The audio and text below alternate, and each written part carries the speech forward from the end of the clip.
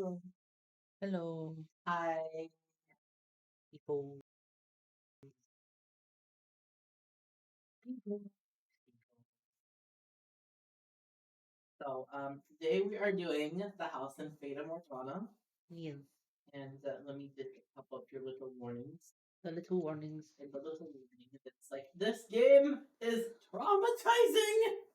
Anyway, this game has graphic depictions of violence, torture, murder, domestic and child abuse, sexual abuse, sexual assault, rape, suicide, psychological manipulation. Stop it. It keeps taking the comment away from me and scrolling me all the way back up to the other conversation. I'm like, I'm trying to read. That is Please. so rude. Psychological manipulation, homophobia, transphobia, xenophobia, and themes centered on religion, racism, bigotry, and other troubling things. Door 3 includes domestic violence, misogyny, implied suicide, psychological manipulation, a gunshot to the head, and moida. I'm assuming all of that stuff will be appearing in this episode because things have been What? What do you mean this episode? this stream because What? I don't know what you're talking about. because we have yet to come across the gunshot to the head and the moida. Mm, The psychological manipulation's been going on the entire time, Maria. I think it's going on right now because I don't know what you're talking about. Can't believe you're trying to guess. It's fine. Oh, it's fine. You hear that, guys? Gaslighting is fine as long as it's for the teehees. It's fine. You know I'm ripping the piss out of you. Besides, when I jokingly said that you choosing to marry me and come to the States earlier was a mistake and a conversation with other people, you were like, no. So clearly you love me. Oh yes. Look at me go. Oh,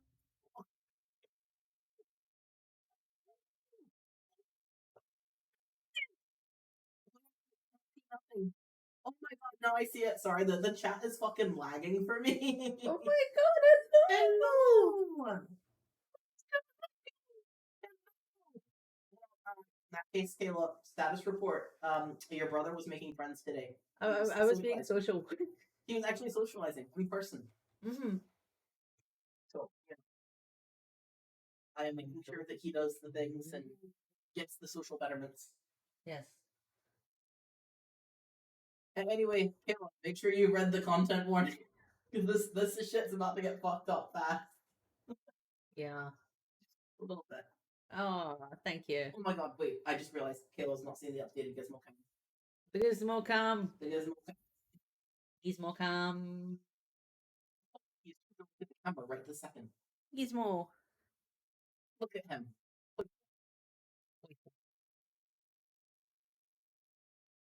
Like when I switched it to the camera to Gizmo, he instantly decided to look at the camera at that point in time. That was great. Perfect. But yes, he is Poiple. He Poiple. Poiple. And also, I just have this camera overlaying the other one, which is why you can see Spirit in the background, and I don't have any intention of ever changing that because I think it's fucking funny. Ominous. Yeah, fuck it. It's fine. I can always just make Spirit go bye-bye. But no, that's Yes, he's so cute. and his fucking crickets are reflected in the glass. Me.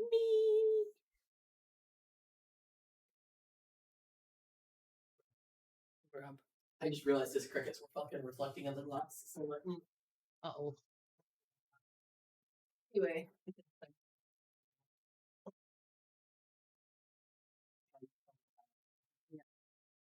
Oh my. Well, game time, motherfuckers. Game time. Oh, I'm sorry you're having glitchy internet problems. Well, we're still happy to have you, even if your internet is deciding to be a pain in the ass. Ours was a pain in the ass yesterday. It was. Would you like to tell people what happened after your art stream? And if you're new around here, yes, he has an art stream now, and let me drop it in the chat while he's talking. Yeah, yesterday we were not having good luck at all. I finished my art stream and 30 seconds later, power cut out. Fucking great. It was like, okay, stream's done, no more computer for you. And then we put the power back on and the internet decided not to work. And it was, I had to be on the floor while Cryptic was on the phone talking to the support people because we were having no fucking luck whatsoever. He had to be on the floor because I was in pain and stuck in a chair, and I literally like could not move my body because my body chose right then to have a fucking pain spike. Yeah. Because I have problems anyway, but I've officially been on T long enough to be getting the menopause symptoms, and so I get the hot flashes and the pain spikes at the same time sometimes, and I'm floored. I cannot fucking move. No. Speaking of being floored, I hope you enjoy the sheer amount of talking you're gonna have to do as soon as I hit this button, because it's all you for a moment. Christ. Okay. To be fucking kidding. Oh, a catch up for people like Kayla who may not have seen all of them. This guy, Dick. Dick. Maria, Dick. White haired girl. Love Barbie Stan.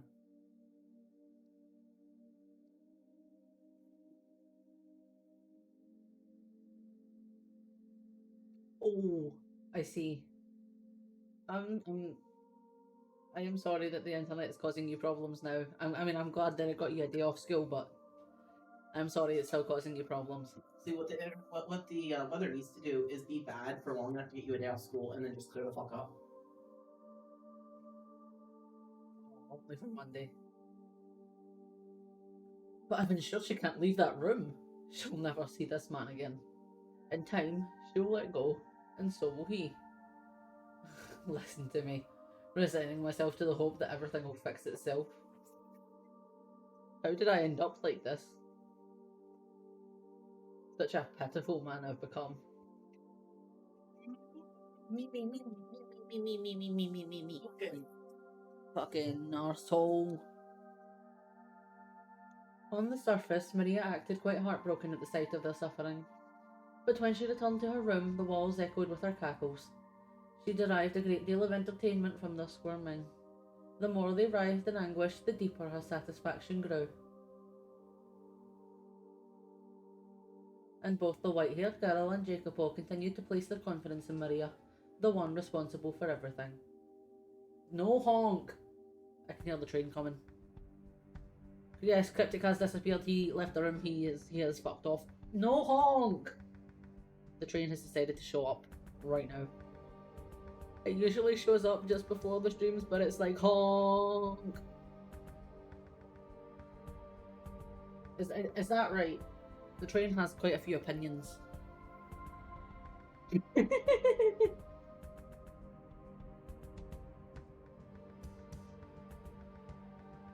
Has the guy driving the train gone for a nap on the honk? There we go.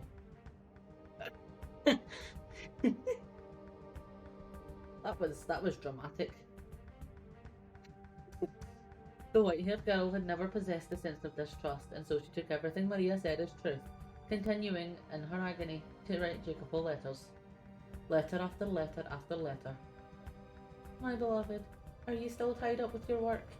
It has been some time since we last saw one another, so I know not what you've been doing of late. I only hope you remain in good health. I would, if possible, prefer to tell you everything in person, but I do not have the courage, so these letters are my only option. Honk! Ah, well, I'm glad you chose to be here. I feel special. Am I adequately expressing my feelings? My love for you? If you have the time, I would appreciate a response. Never gonna get a response though. Not as long as I'm intercepting them. There's no way I'm allowing these, or your love, to get to them. I could just stop reading them. It would certainly make things easier. But if I don't, my imagination will run wild, fantasizing about her writing to this other man and what she might be putting in our correspondence.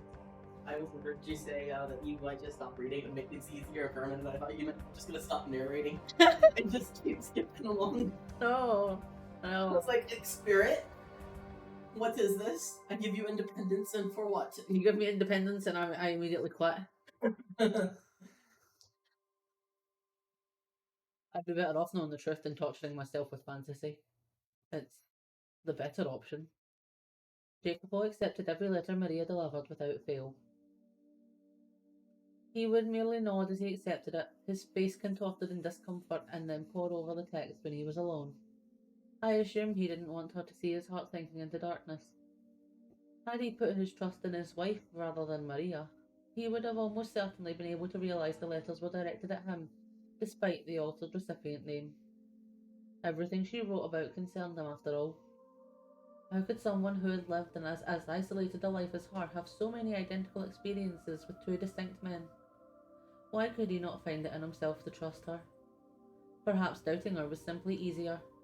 Weep and struggle and suffer and die. Yes, I Yeah, no, we agree. We agree. If you were in his position, would you trust her? Would you maintain faith in her, the woman who had waited so long?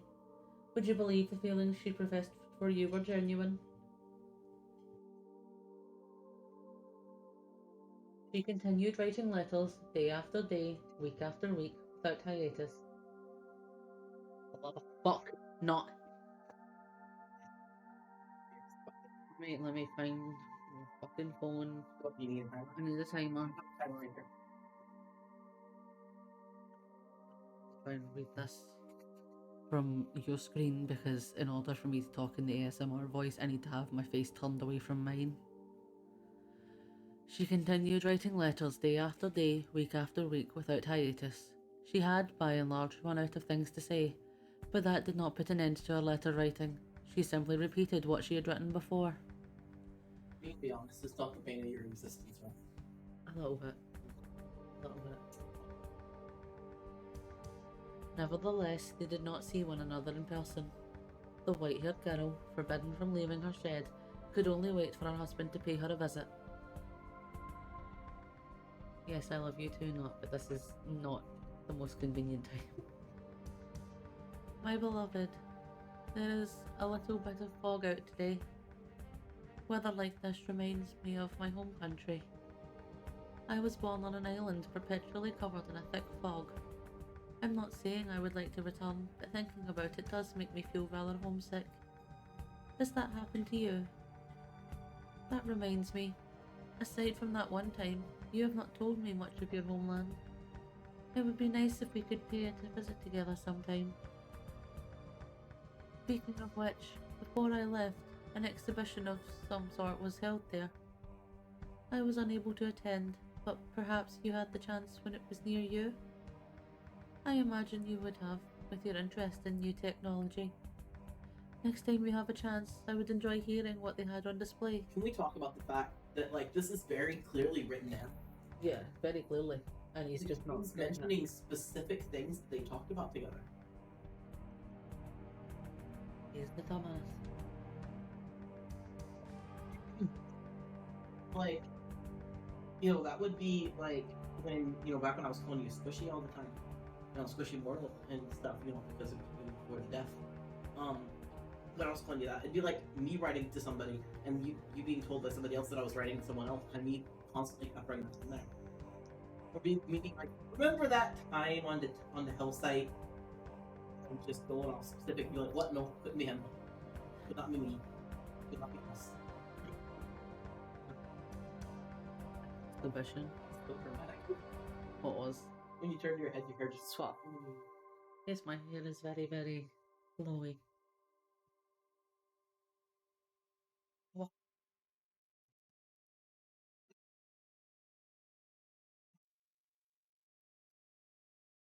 An exhibition?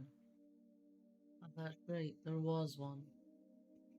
It was a year ago. Got quite a bit of attention, since it was supposed to have been held in Paris. I was busy preparing for our wedding. I had no time to attend an exhibition. And while I was doing that, giving you, a woman I had never met before, my full attention, you were giving yours to a different man. Has this been going on for that long? It's you, Jacopo. The letters are for you. The letters are about you, you absolute numbskull. Had he simply stepped up and taken action, he could have put an end to the stream of letters, each of which gave rise to further misunderstanding. He needed merely ask the white-haired girl in person, to whom the letters were addressed, whether what they described were true, and the twisted threads of his confusion would have all been unravelled. But he made no such effort, relying instead on Maria to serve as his intermediary. I feel as though I have now at long last come to understand just what kind of man Jacopo was. You know, there's another thing that bothers me. I don't know when papers started being a standard size, but papers were standard size. You know? Uh-huh. The fact is that we're told that Maria's ripping the top off the paper. Mm-hmm. Wouldn't he see the rip line, or if she's cutting it neatly, wouldn't he see that the paper is a weird proportion? You would imagine so. Like, it's not like she can just rip off the top of the paper and the paper's the same size as it always was. It's gonna take like an inch off the paper to rip his name off. Mm-hmm. Like, there are so many things. Now, not that I'm saying that, you know, it's both, because there is Maria manipulating the whole thing. But there are so many things that he should have been able to spot that would tell him that Maria's full of shit. Yeah. But I don't talk to your wife for like 2 fucking seconds, maybe. Talk to her instead of locking her in a shed. If he had faith in himself, perhaps he could have put faith in his wife as well. Had his pride not been so twisted, perhaps he would not have been so afraid of being hurt. It's alright, Kayla. Thank you for joining us as long as you could. Yes, thank you for being here. It was lovely to see you again. Have the good news. Sleep well.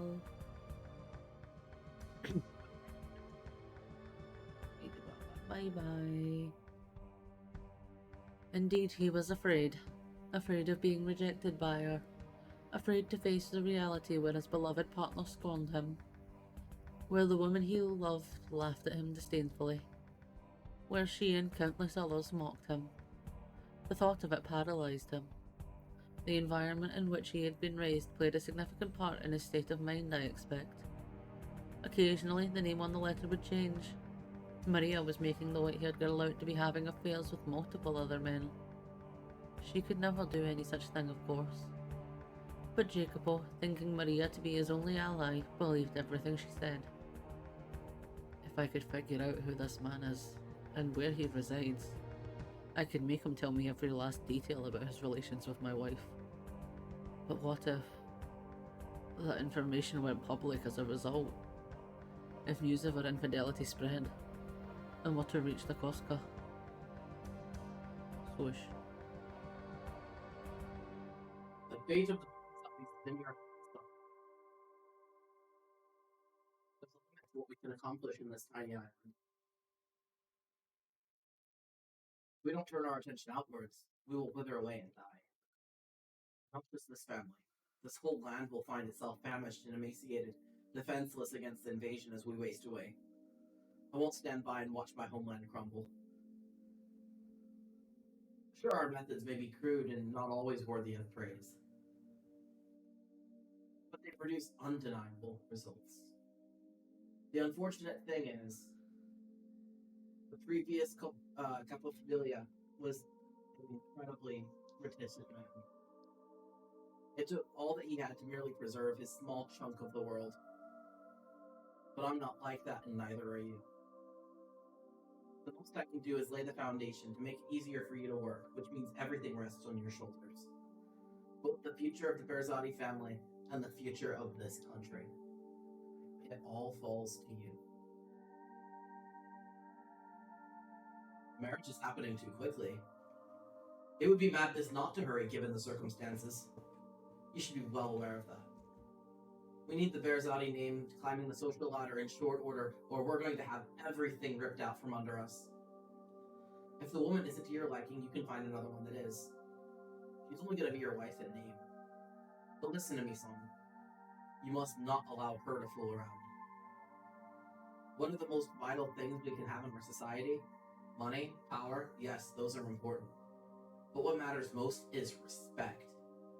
No one's going to follow a Capofamilia they can't respect. They'll all try to undermine your authority. Once someone deems you're weaker than them, courtesy goes out the window, and that's a judgment that's damn near impossible to overturn. Betrayal spreads like fire through a forest, and once the flame's lit, both of us come crashing down. You must not let anyone look down upon you. You must not let anyone think that you're the kind of man a woman can walk all over. If, by any chance, your fiancé is ever unfaithful to you, kill her before anyone finds out. Your place is above others. Climb to the top. Never be content with someone above you. And never forget about the weight you carry on your shoulders. Oof. This is your responsibility. The fate of the Brazzatis is in your hands. The fate of the land rests upon your shoulders. Seize the country. Respect. Responsibility. Respect.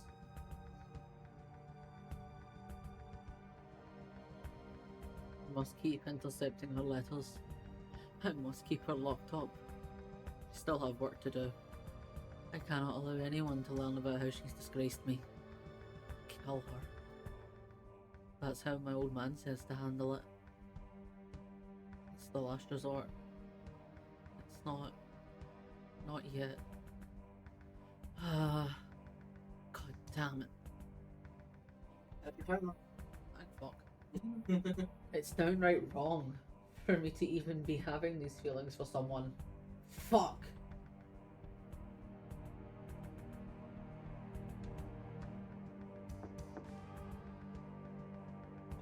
Your carriage is waiting outside. Coming along. Oh, that's right. I had an inspection scheduled today.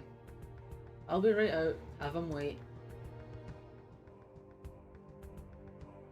Is something the matter, Master? You look a little hazy. I'm fine. If you're not feeling well, you can stay. I said I'm fine. It's not your job to try and infer my condition. Yes, sir. Keep it under wraps. Act like normal.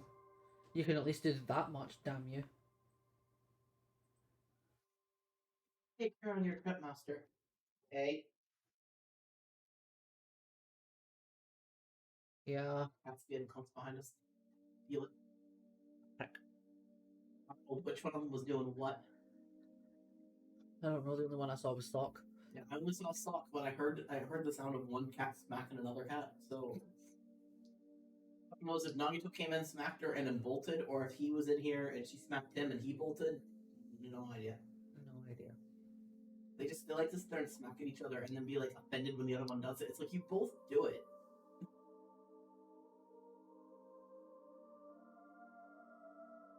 Did you enjoy your segment with all the talking? Yeah, it was great. What the puppet the papa. It's not the usual coachman. I also feel like I've seen him somewhere. What? Hey, speak up. Die, Jitpo Berzati!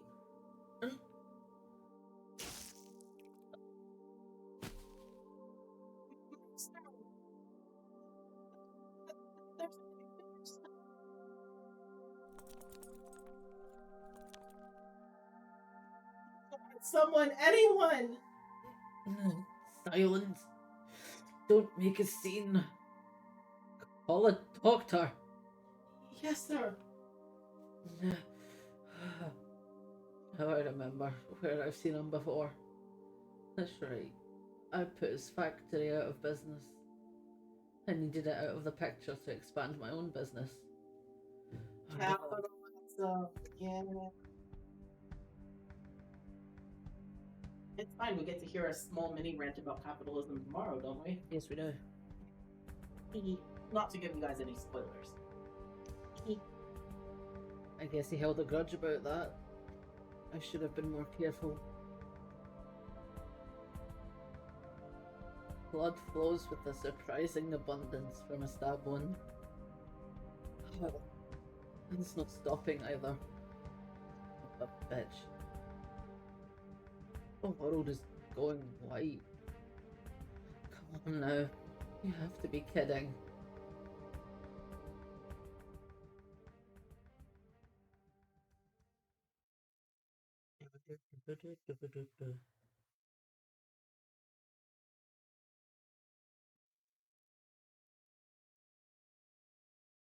That's what that line there is referring to. I'm thinking of me. I know very well what kind of man you are. Yeah. You would hesitate to lead a blind man on a cliff with your goals. You make money off of others' lives. You stand upon a mountain of corpses, tackling at everyone below you. For a man like you, love comes as naturally as flying. Guess what? You don't have any emotions, and you never. You've always been this way.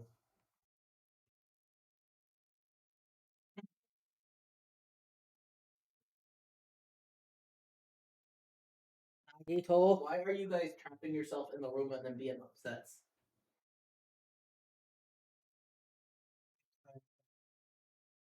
Day after day of mockery. You're just a bunch of nobodies trying to pretend that your name means anything.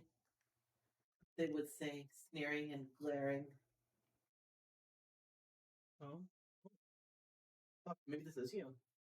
I don't think I stopped where I meant to last time. Yeah, sorry. Oops. Maria treated me as an equal, but she was the only one. I wanted to show them up, and to do that, I had to rise to the top, or at least high enough that I could laugh at them. My old man wasn't the only one who wanted that. I did too. I had to make them acknowledge that I had value as a man, who actually wants to go through life being laughed at. I had to make them recognize that what I did had value, and I needed neither love nor compassion to do it. Oh, that's what I thought.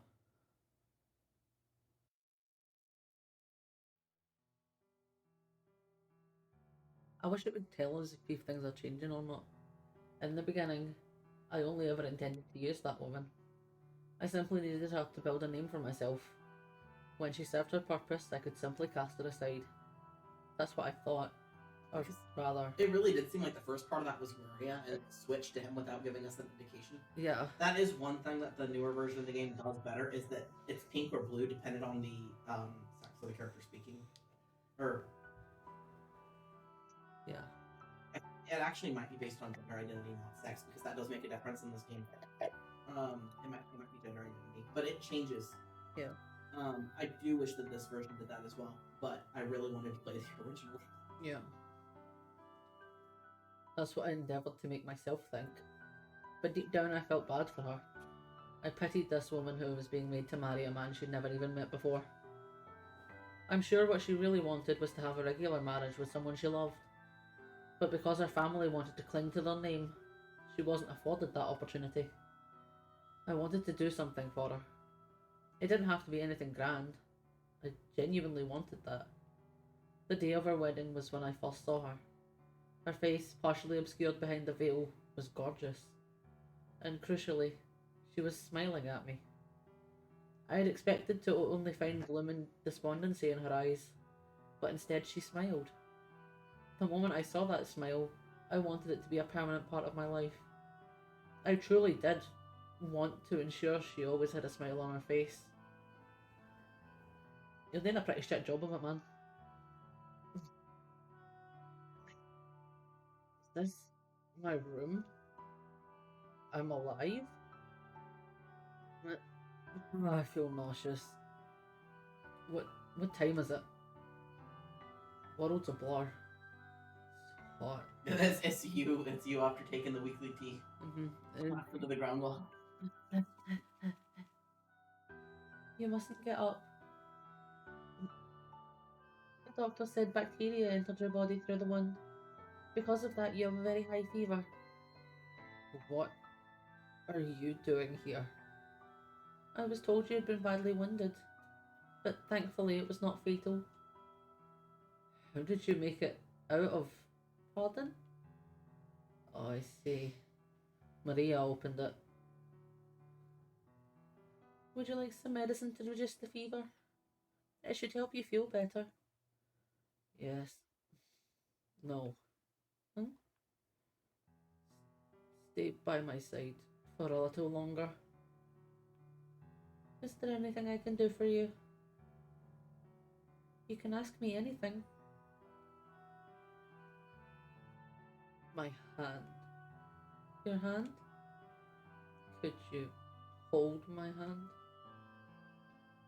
Whoever wrote this had a fetish. Hand.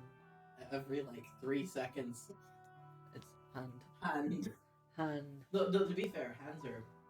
Mm-hmm. Ah. Don't want to, that's fine.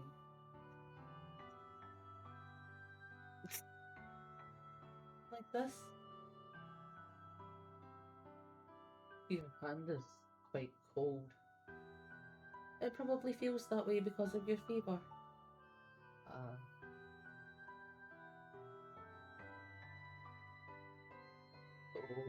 Oh, yes? I've done some regrettable things to you. Our Twitch stats thing is so fucking wrong on the OBS. It dropped us down to negative 100 viewers for a second, and then pulled us back up to a normal fucking number. But it was funny because it was like negative 100. Yeah. How? I don't even understand how you would have negative people watching you. No idea. What? The physics of that are funny. Yeah. Like negative 100. Negative 100. Please forgive me. To tell you the truth, from the moment I first saw you, I felt like you were what I had been searching for my whole life. Laugh if you'd like. I felt like I had finally found you, but I couldn't act around you the way I honestly felt. You should get some sleep. Could you keep holding my hand until I fall asleep? If you don't want to, that's fine. My hand is in yours. Why they can be this sweet all the fucking time? Mm-hmm. Because this is cute. This is cute. And it would be great if they were just like this all the time, but no. Because he's dumb as fuck and Maria's a bitch. Yeah.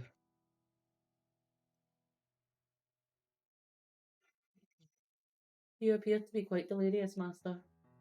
Those are things you should be telling your wife, not me.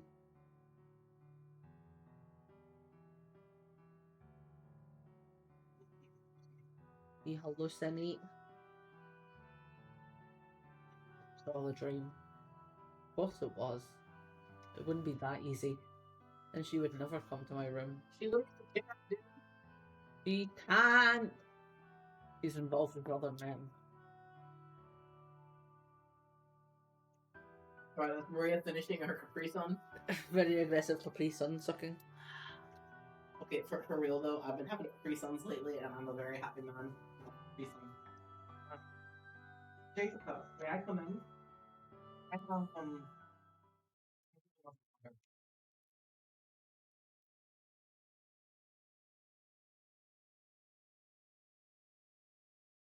Hot steak.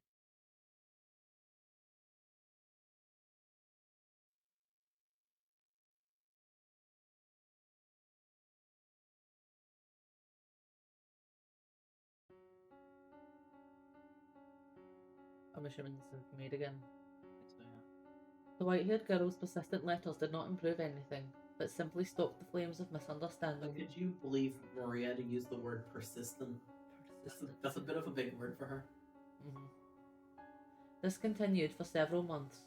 Though outside the sun shone with the gentle warmth of spring, the cold, bitter winds of winter still relentlessly blew between Jacopo and his wife.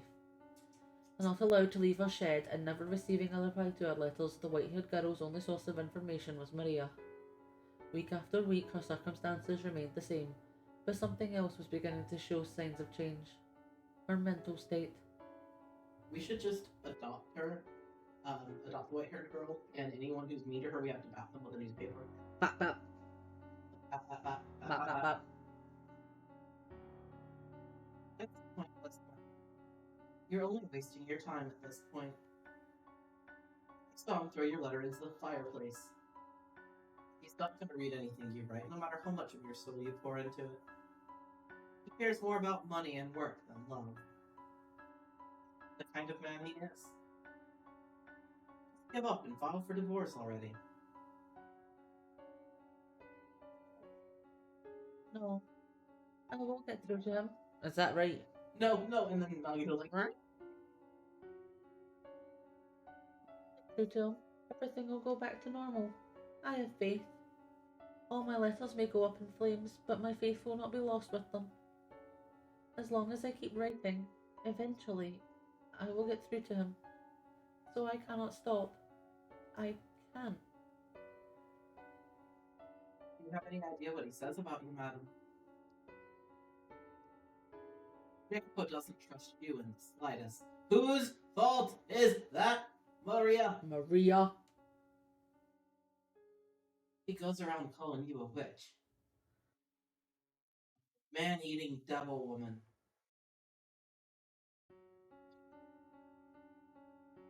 There's no one here as beautiful as you. He says I am a witch. Listen to me, madam.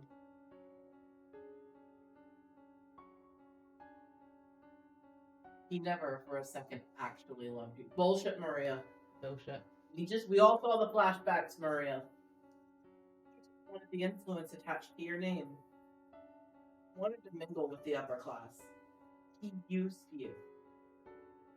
But last year when we went out together, he gave me the Fennicus wheel at the photography shop. He had the owner make it especially for me. He was just trying to win your favor, madam. If he really cared for you, he wouldn't have gotten you a paper toy. He would have gotten you something like a ring, or a necklace, or some perfume, a nice dress. Something women really like. Has he ever given you anything like that? Oh my god. Honk. His last nerve. It's driving me fucking insane. That's part of why I like the over-the-ear headphones, because like I can hear it, but I can also just kind of go.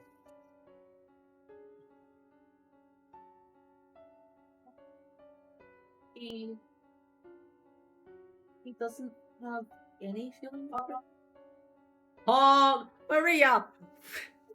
I'm trying to speak here. I don't fucking care. Don't you know I'm trying to ruin your life? Honk! Stop honking at me! Jacopo, your wife honked at me. I'm sorry. I just couldn't stand to see you going through.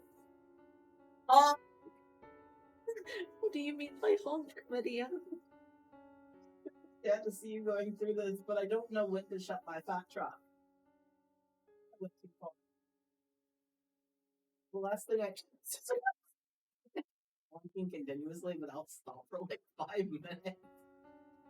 The last thing I need to be doing is hurting you worse. You know, for everything I've said, your unwavering dedication is really impressive, madam. I know I've suggested for you to get a divorce, but to be honest, part of me kinda doesn't want to actually see you split up. Despite knowing that you stay with him is just gonna cause you pain. You made it this far. I'd like to see you make it all the way. Yes. What? I don't know. I'm untying my shoelaces. He was just leaning forward, just giggling to himself. I was giggling at the fact that she wants to see them make it all the way. Like, Maria. It's never gonna happen if you keep shoving your big nose in the way. Maybe he actually will start paying attention. Your sweetness can melt even his heart of steel. Yes, you're right. I will keep waiting, keep writing, and I will not divorce him. Yeah, alright. Please keep delivering my letters to him. You're my only remaining connection to the outside world. Oh, yes, and one more thing. If it's not too much trouble, could you tell me how he's been and what he's been doing lately? I do not have much else to write about. So if I could at least relieve him of some of his work-related stress. I am his wife, after all. I should be able to do that much for him. I am his wife. Her dedication to him was perhaps closer to an obsession, but she did not seem to be conscientious of the fact that her obsession was killing her. She was visibly losing weight and her spirit was breaking down. It is said that emotions fade with time, but the opposite can also be true. The act of waiting, or fervently believing, so many months despite the object of one's affections not returning them, can tear apart a person's heart, crush their soul, shatter their spirit. No matter how radiant, how thick-skinned they may be, with enough time it will wear anyone down. No one is immune. It's pointless, Jimbo. Wait all you want, you won't get her back. If she's gonna be writing letters, she could at least write one for you. She looks so pure, pretty as an angel. But God Almighty is only how she looks. You've changed a bit. What? Why? The old you'd be yelling and screaming, chomping at the bit to go storming in on them, Adam. Now you just go quiet. I'm just a little tired. You could break it off then. What? You've already made a name for yourself in high society. No one's gonna suddenly start ignoring you. You've more than put her family name to good use. Put in your own words, it's no longer necessary. This is something I really want to say, but the madam has never liked you.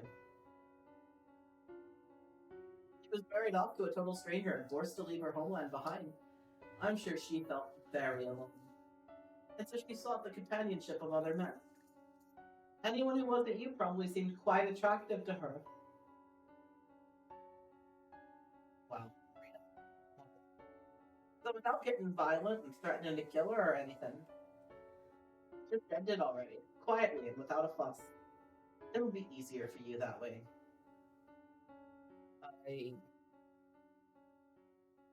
I can't. Because you still love her? That's wonderful, Jacob. After everything, you still love her. Just blind, slavish devotion at this point. Perhaps it is a foolish, unhealthy obsession, but I still don't wish to sever ties with her. I can't get the image of her smile out of my head. The look of utter elation on her face as she looked through the phenicistoscope. Those captivating eyes beneath the veil at her wedding. You know, if you can't say the word, Jacob, maybe you shouldn't have got her one of those Finacus wheels. Fuck up. I will never, for as long as I live, forget those sights. Color me surprised. You're a sentimental one. Well, I guess you always have been kind of mushy, haven't you? True to your heart, despite how you may look. That's not a bad thing, though, in my book.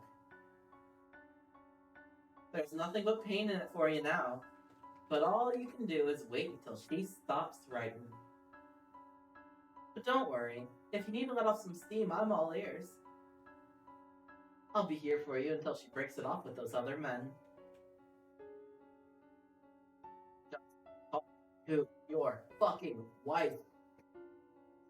I'm sorry. For fuck's sake. No, that won't be necessary. What? I know very well that things cannot continue on as they are forever. I knew it from the beginning and I still couldn't do anything. This time I'm planning on facing her myself. Fucking do it! Do it. You serious, Jacob? Yes. I've relied on you for too long. Yes, you have. Go talk to your wife. I was afraid of what I might do to her. I didn't want anyone to find out that my wife was being unfaithful. And I thought the best way to ensure that was by locking her up away from anyone else. But the situation isn't going to improve unless I do something. If I allow things to continue as they are, sooner or later word of our infidelity will leak. So before that happens, I must face her myself. I must do something. It's probably best if you don't. I'll tell her anything you want. Make sure things start improving. I appreciate everything you've done, and I apologise for getting you involved in our troubles. But I'm going to end it now. I must put an end to it now. This is a problem between me and her. But you might get violent again if you go see her face to face. Yes, I might. I might do something that would look rather bad for me. But it's reached a point where until the two of us face up to each other, it's never going to go away. That's what we have been saying! It's what we have been telling you! And Jake both knowing us. Fucking honestly. I wasted too much time trying to find my resolve.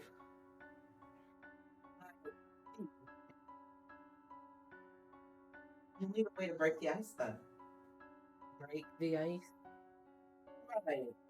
If you've got some convenient excuse to talk to her, it'll reduce some tension and make it easier to bring up what you need to bring up, right? Here's an idea. That transcontinental railroad you've been funding. That's supposed to be opening up pretty soon, isn't it? Yes, it is. There'll be a message by telegraph when it happens, right? You can ask her to be there to hear it. And then you can invite her to ride the first train. You've put your heart and soul into this project. It's finally being realized. It's going to be an amazing day for you, and a day like that's right for more good things to happen.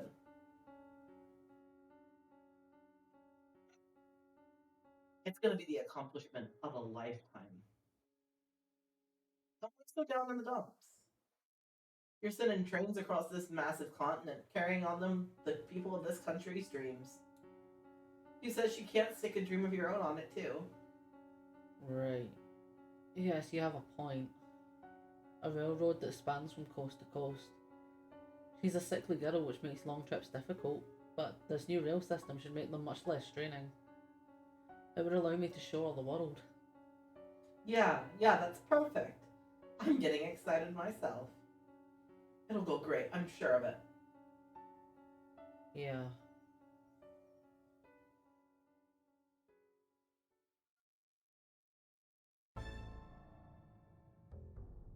Great. Another one of these.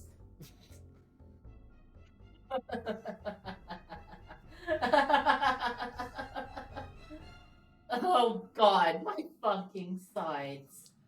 Seriously, they're a goddamn riot. The both of them. They keep on trusting me and keep on getting hurt. They don't have to be going through with any of this. My god, Maria, you are terrible. And these people call me the Holy Mother. I bet the real Mary's rolling in her fucking grave. Now, I must say I wasn't expecting you to make a move, Jacopo. Hearing that, Courtney looks are paralyzed by insecurity. It's a better role for you. If they do end up figuring it out, though, tough shit. Doesn't hurt anything, just takes away a bit of my fun. I don't understand why he's so infatuated with this railroad. I mean, I do sort of get romanticizing steel, but my kind of steel's a little smaller scale. Anyway, I suppose it's about time to get things moving. No matter how this plays out, you will not have a happy ending, Jacopo. You're gonna get a real taste of just how much I despise you. Well, here you are.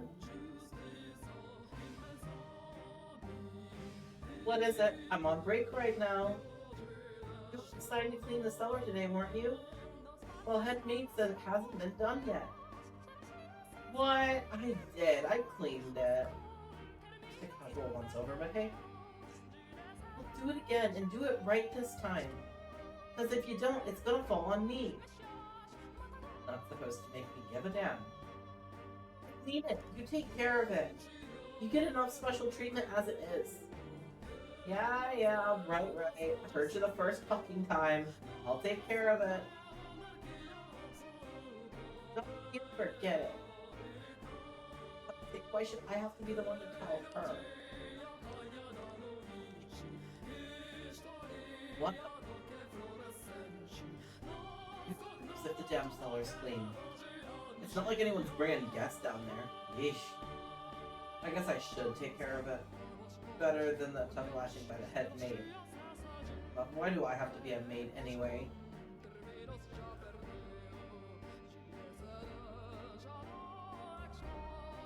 What a dank place. It's so dark and humid down here.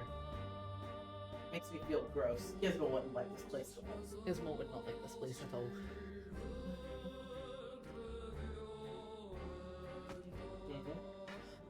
Someone there? Hello? Hello? Is anyone in here? It came from further in. Oh, it's seriously dusty back here. Who's supposed to clean this last week? We'll clean the whole thing next time, damn it. This makes my job harder.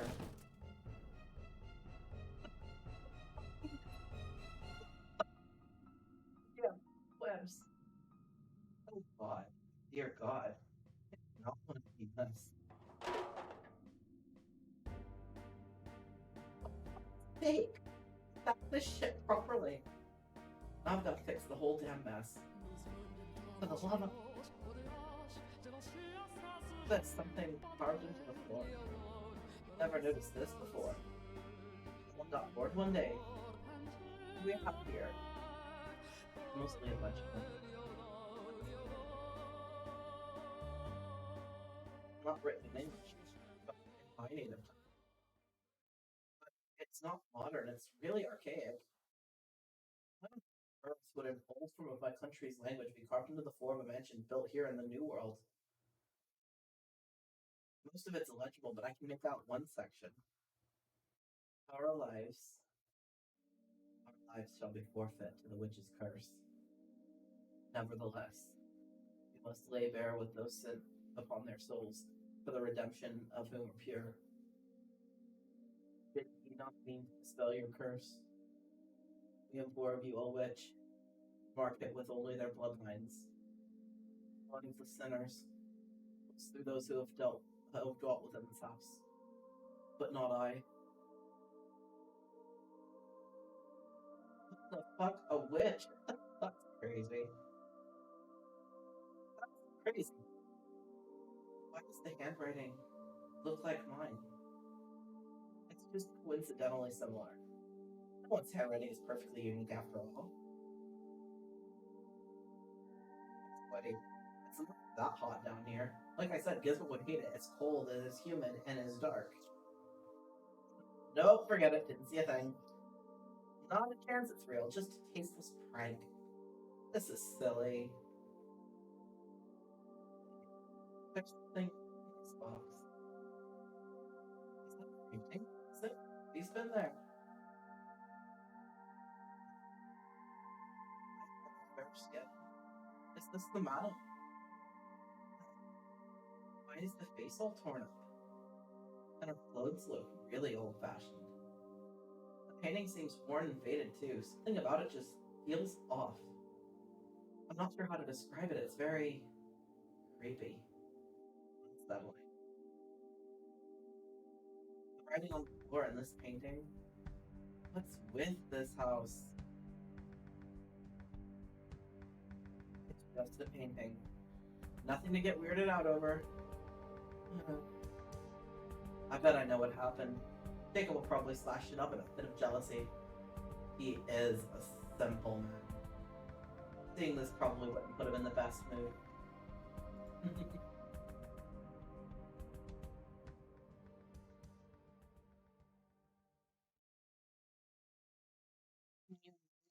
You. What was that? Is someone there? The door. It's open. Nobody's there. What's this? A painting? Who could have left it here?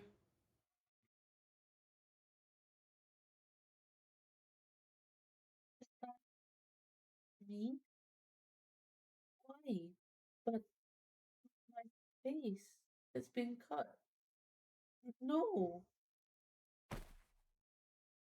Why would someone have this painted just to do this? Who would, who would do such a thing? Your life of witch, my dear. Your very presence brings misfortune upon others. You're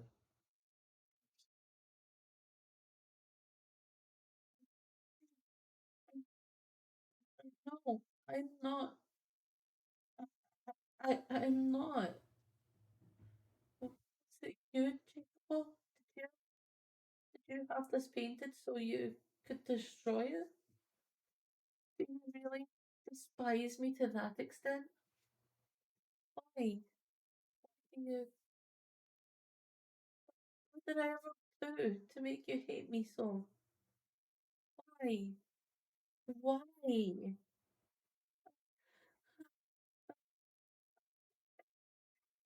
All I'm doing is waiting for you. That's what's supposed to be me. Why? Yes, not why.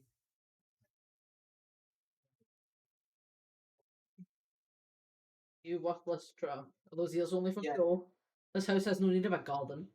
I always thought you had at least some sense of taste. Silence is all your fault. Every last thing. Then say goodbye to your freedom. I'll kill you. Does the mere act of waiting impose upon you? Does my mere presence pervert you? Would it be better if I were gone? Would it be better if I left this mansion? If I left you? I don't think I can wait much longer. There's no end in sight. I can't take it any. There is no end. I will set a deadline for when I give up waiting. When the project you pour your heart and soul into is complete, when the railroad opens, I will be finished waiting. And then it's over.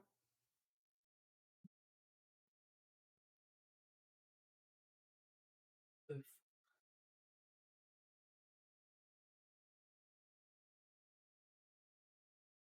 Mhm.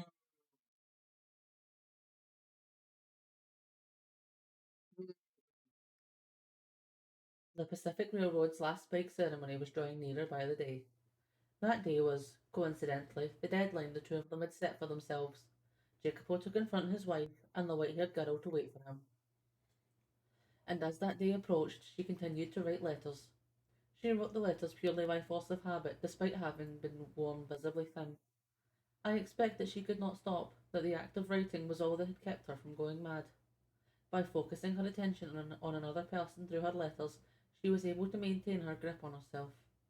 But that day would put an end to her suffering and despair. When the railroad was completed, all their misunderstandings would be cleared up. They would return to the smiling, happy couple they had been when they were first married.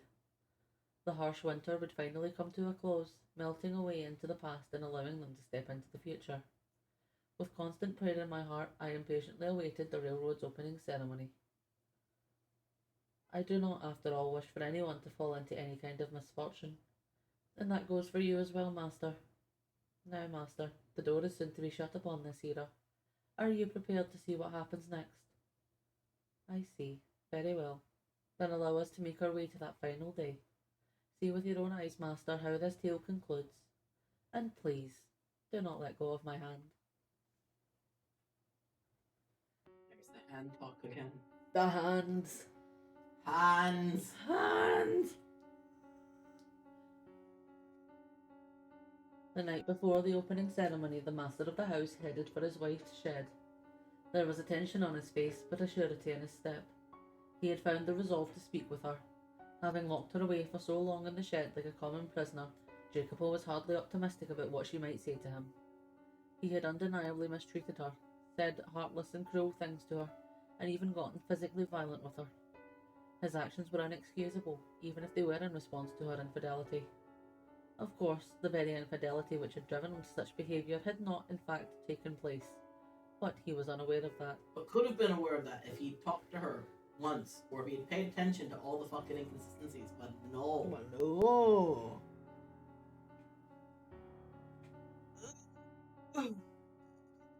There was a chance they would never reconcile their misunderstandings, and that this predicament would not have a positive resolution, but he still clung to a tiny fragment of hope. He wanted to start over with the white-haired girl, to make a new future with her. With that desire burning strong in his heart, he stood before the door to her shed and called out to her. "Are you awake? It's me, Jacopo. May I come in? I won't hurt you. I will not raise my hand against you again. I swear to you I will do you no harm. I just wish to speak. I would like to have a calm, rational conversation, and as such, I will not enter your room until you've given me your permission. So may I please come in?" "You won't even give me a response? Alright. Considering how you must feel about me, I shouldn't be surprised.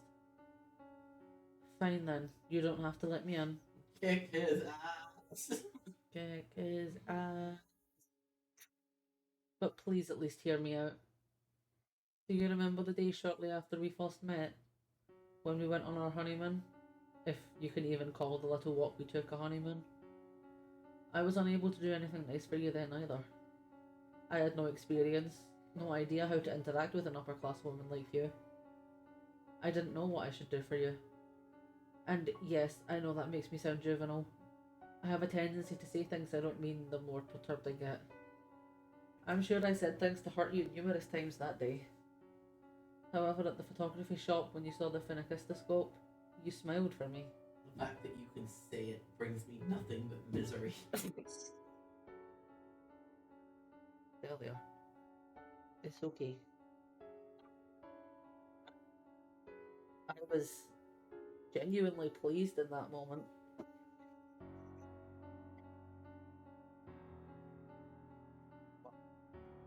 I felt like I had gotten closer to you. I very much doubt that was actually an appropriate present for a noble woman like yourself. Jewels or flowers or something like that. Something beautiful would certainly have suited you better. She loved it. She loved it though. Everybody shit on his gift, but she loved it. She loved it. And I knew that, but I assumed you would have been given gifts like that countless times in the past. You are, after all, a beautiful woman. I didn't want to have to compete on the same field as those other men. I wanted to be special. No, I wanted to be unique to you.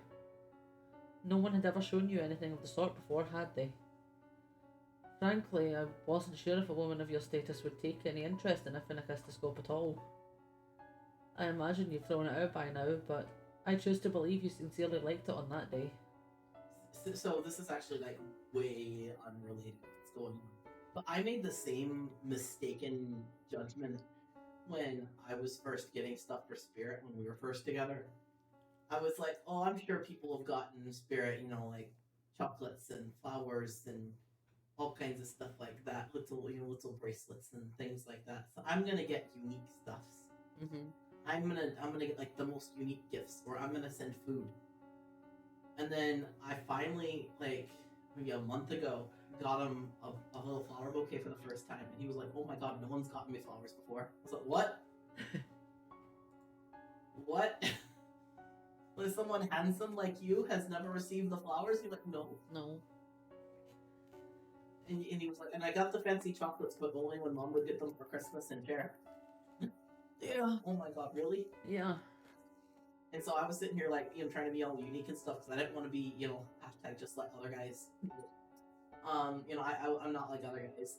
And I wanted to get him unique stuff. And then I kind of found out, oh, well, I could have just gotten some of the classic stuff and it would have been, perfectly fine because everybody else wanted to be the unique. The unique. But, it just goes to show it doesn't matter what you get the person as long as there's stuff there. Yes.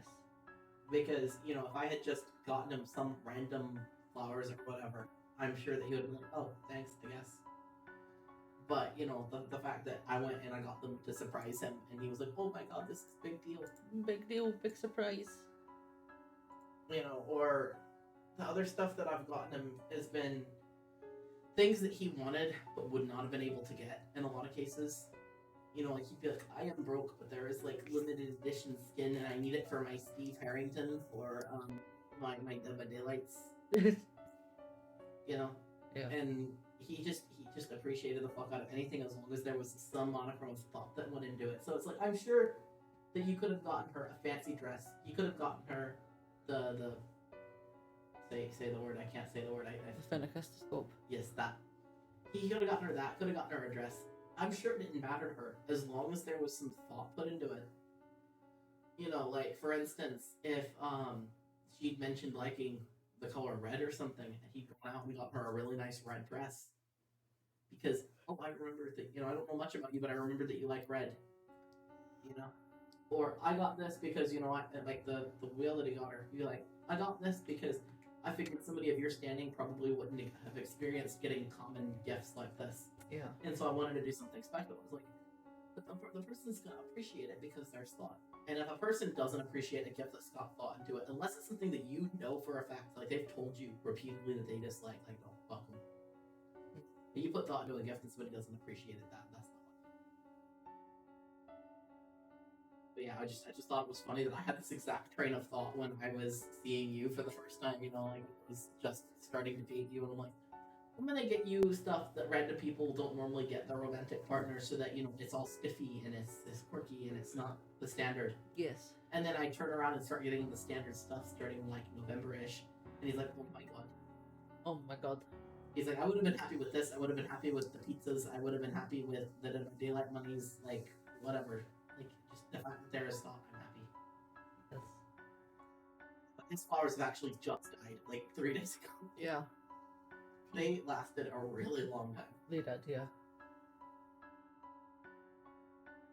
That if just for a moment I caught your eye, even if you started seeing other men afterwards, that moment was real, wasn't it? Our marriage was, at its core, nothing but an arrangement between our parents. An exchange of money and influence. That was how it began, but that day I loved you. I yearned to see you smile, as if I had loved you my entire life.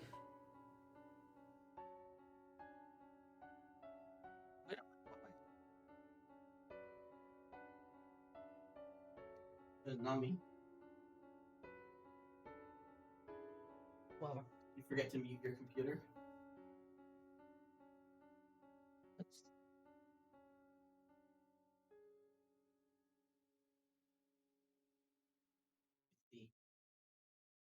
Don't know, whatever. The Pacific Railroad has finally been completed. That's the project I've been funding. Everyone thought it was crazy, but a railroad now stretches across the breadth of this country. But what about the depth of this country? A joining ceremony will be held tomorrow. It's going to be a grand event. Locally, they're planning on doing a gun salute. And the sound of the last spike being driven into the ground will be transmitted across the country via telegraph. I have procured a telegraph so we can listen to it here in the mansion. In your condition, you would probably have trouble handling the crowds at the telegraph station. But here you could celebrate in the comfort of your own home. I suppose what I'm saying is, I want to celebrate this with you. I have made arrangements to make that possible for you because I wish to have you there, with me. It's all very well and sweet, but I have a feeling you might be too late, my guy. Would you be willing, tomorrow, to celebrate the completion of the Pacific Railroad with me? Would you be there at my side? Please say something. I want to start over. I know very well what I've done to you. You may be at fault yourself, but what I did was unacceptable. But That's a very half-assed apology. that is a half-assed apology. What the fuck? I would say that doesn't even count as an apology. No. But what I did was the consequence of my overpowering love for you. I swear it. Why? Why will you not answer me? Say something. Anything. Please. Please. You can hear me in there, can't you? If you don't want to, you can just say no. If you do reject me, I'll set you free. I won't hurt you, I promise. The door isn't locked? Who opened it? Hello? A humid spring breeze brushed against his cheeks. The drawn lace curtains appeared to glow in the gentle moonlight. The white-haired girl was not in her room. Where have you gone? Stupefied, he glanced about his wife's chambers. To my eyes, the neatly organised room appeared no different than any other day, but to his eyes it was pale and hollow. For the one who was supposed to be there, who was supposed to be waiting for him, was not present. He could not hear her voice from anywhere in the shed. In its place echoed a dry rustling, a sad, pitiful, empty whisper of a noise. It came from the lone object left abandoned atop her desk. The phenakistoscope?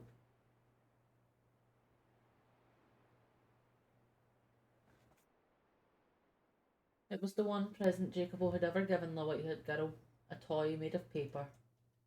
When spun and viewed in a mirror, it created the illusion of a man and a woman dancing. You still had this? That's ridiculous. I assumed you'd thrown it out.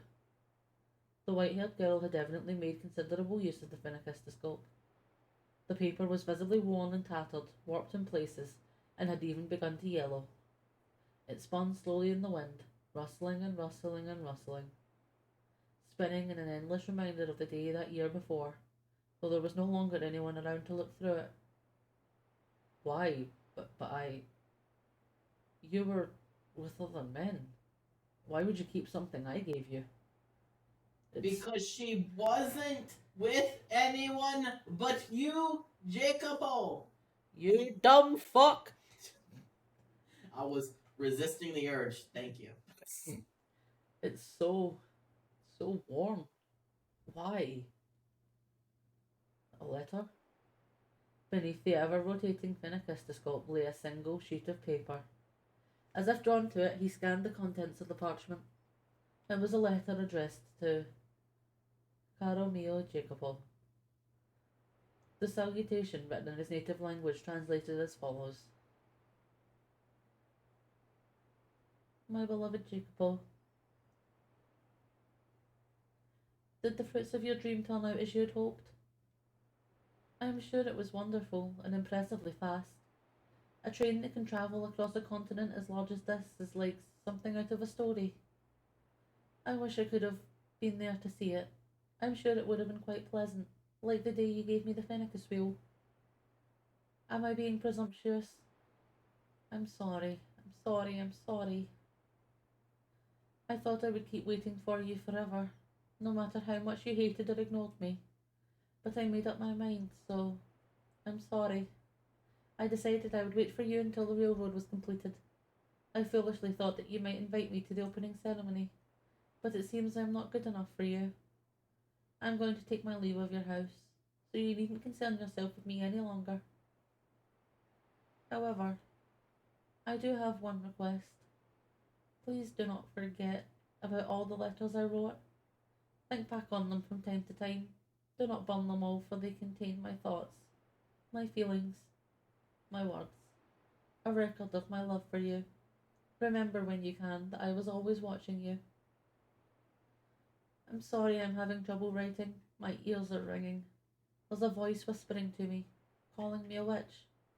Maybe it's your voice. My vision is blurry. I am not even sure what is going through my mind. I'm sorry this was all I was able to write for you. I'm truly sorry. I will leave the Fennicus wheel behind. It was my dearest treasure. Farewell. I loved you. Are you sure you're not going to agree? Yeah, it's like she was so mistreated, but she loved him so much. You loved him so much. And I'm going to read that, assuming it's done in the UK version, and it's the 5th of August 1869. I don't actually know. Or if it's the American way, then it was the 8th of May. Yeah, I don't actually.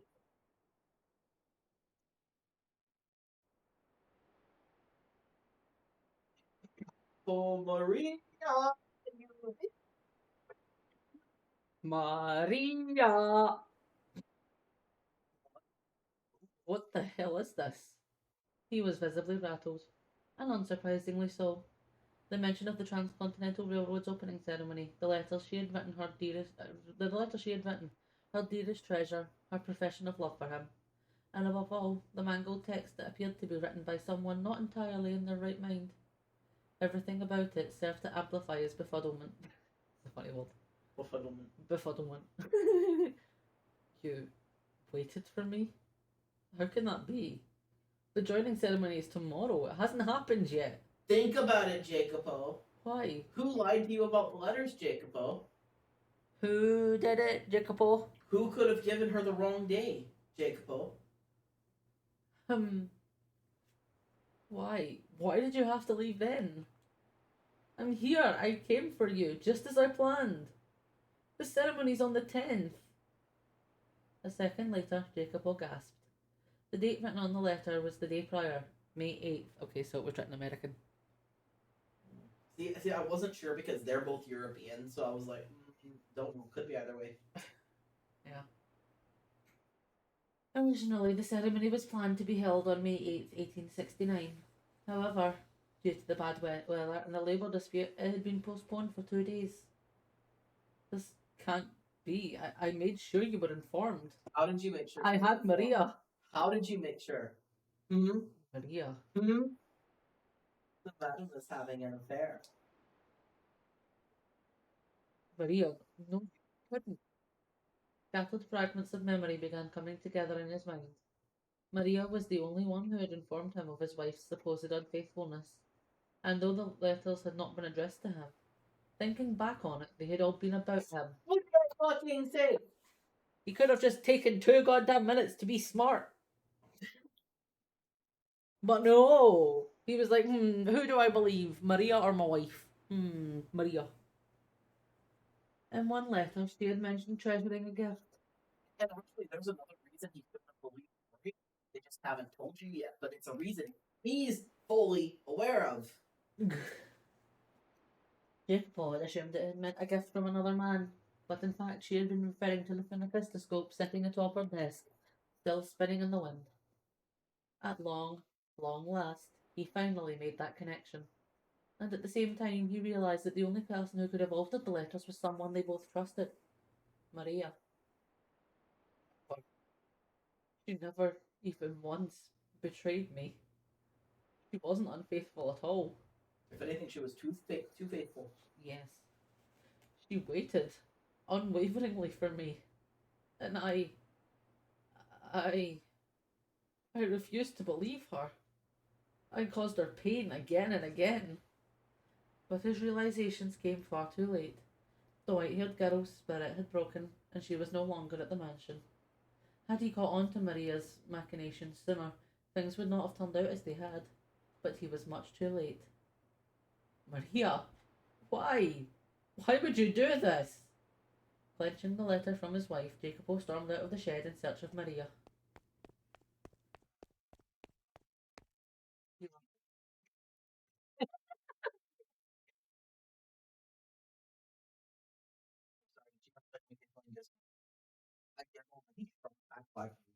What?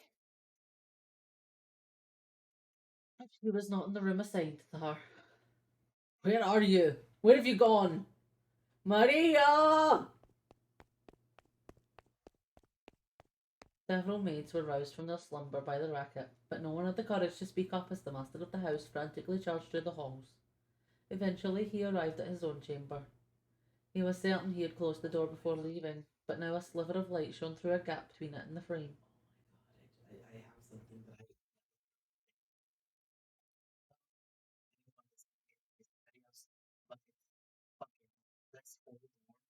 set hellfire from back in the trial. Think about it. Think about it.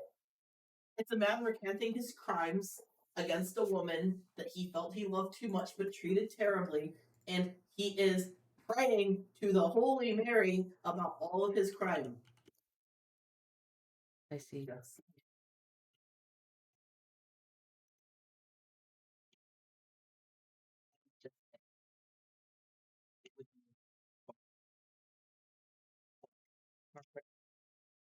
But I unironically really like that song. No reason in particular. I just really like it. Yes. Um, Um, have you finished doing your mystery deeds? yes. From within the room, he thought he could sense someone's presence. When he opened the door, there he saw, comfortably perched upon his own chair, a woman. And by the way, Snood, yes, exactly. Yes. I've been waiting, Jacopo.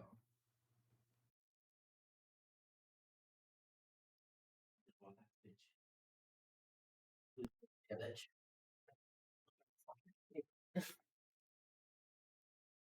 Nice room you got here.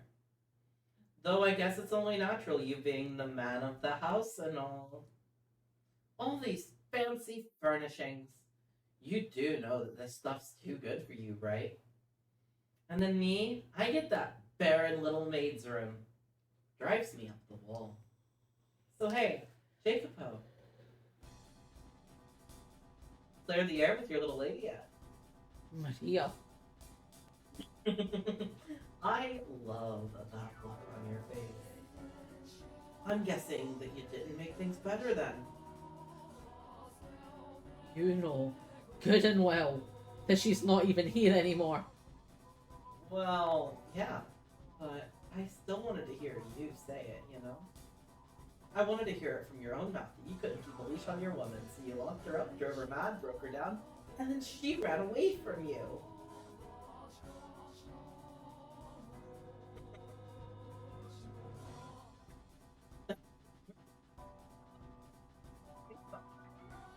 Climb back on your high horse and start shouting like you always do.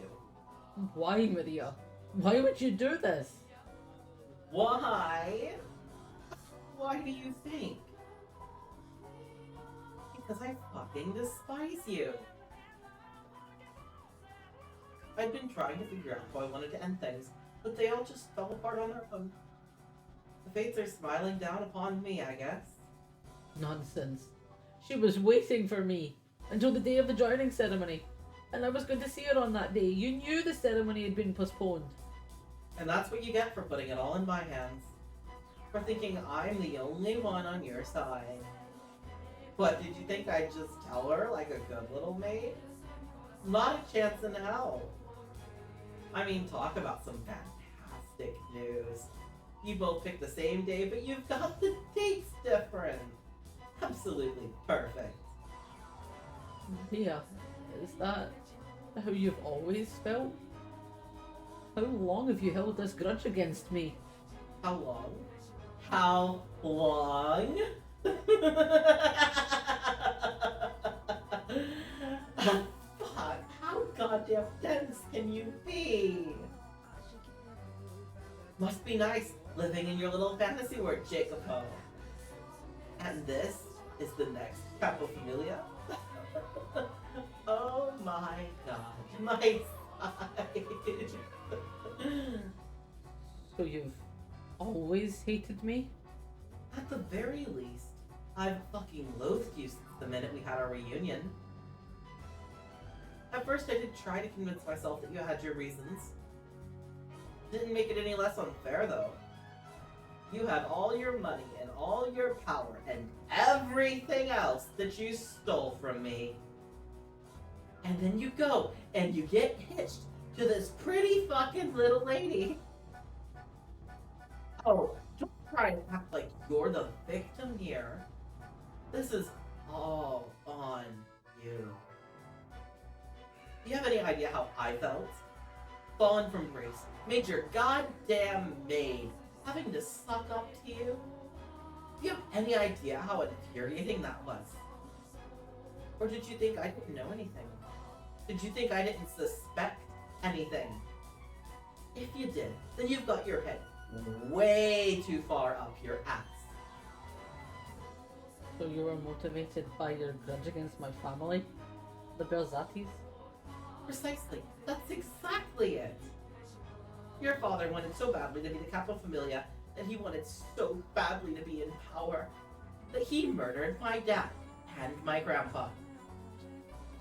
They said it was a carriage accident, but the ground was all torn to hell where it happened. You want to tell me what kind of carriage accidents causes it to explode? As soon as my dad and grandpa died, your dad took over as the Capo Familia. The balance of power in the factions began to change. My family, and anyone with ties to the Campanellas, was either exterminated or exiled. The Versatis took control of the city. My grandpa's Cosca became your Cosca. No one in their right fucking mind would be naive enough to think the Versatis didn't have a hand in that. The great Campanella family, bitten by their pet dog. But the dog had rabies. And as a result, in time, that lush historic land will wither away and die. My dad and grandpa, buried that dried up earth, are screaming in their graves right now. You can't prove me wrong, can you, Jacopo? And now, first in line to be the next Capo Familia is you, his son. Naturally. Feels pretty good, doesn't it? Slaughtering my family, leaving us to wallow in the mud, while you live here like a fucking king. Because of what your family did, I don't have a home to go back to anymore. No house, no prestige. I have nothing left. And that's goddamn outrageous. The Campanellas are supposed to run that city, but instead, you filthy Verrazani curs are crawling all over it like some kind of infestation. I'm a legitimate Campanella, but I'm stuck being your goddamn maid? If I hadn't been born a woman, I could have been the Capo Familia after my dad and grandpa died. But because I'm a woman, I can't retaliate. I just had to sit down and watch the tragedy unfold. It was absolutely miserable. So I had to make you suffer as well. I had to make you I had to make you twice as miserable as I was. You had no reason to hate anyone but me. Why did you make her a part of this? Did you have some grudge against her too? Not particularly. Actually, I'd rather like the madam. Sweet, pretty, kind-hearted, timid, and fragile. Trusted every word out my fucking mouth. A splendid little toy. You thought of her as your toy? No, can you really call me out for that? You can't. You have no right. You never cared one damn bit about anyone else. They're all footstools to you. It's a little too late to find yourself a sense of morality. This whole thing, it could have been avoided if you two had just had one singular fucking conversation. But instead, the both of you came crawling to me saying, "You're my only ally, Maria. How dense can you be?" Of course. I thought you were my ally. I trusted you, as I'm sure she did too. Then you should get your eyes examined because you can't see a goddamn thing. Maria. My god, it was beautiful. The way you two blindly trusted me, creating your own misunderstandings and causing your own pain. How you could never seem to get on the same page. Watching it all fall apart. Maria. Is that everything? The extent of your grudge and all you did? Yeah. That's everything. All that's left is for me to kill you. Hold still now. I wouldn't want to miss. Maria, you... Does our past mean nothing to you? Maria. Shit. I am invested. Leave me alone. Does our past mean nothing to you? Was that oath just an empty promise? How could it when you remember so clearly? Fine. I'll explain it for our little romantic boy. Bad grown-ups will take advantage of good memories. It's time I finally return this to you, Jacopo. The cartridge you gave me, packed with your disgusting sentimentality.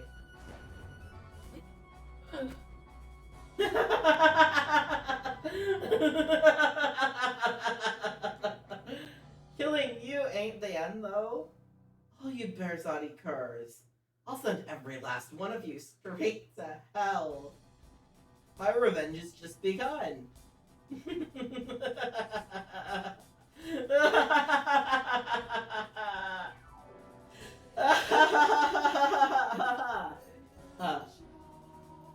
Even if, even if you had been a man, you wouldn't have been a suitable capo familia.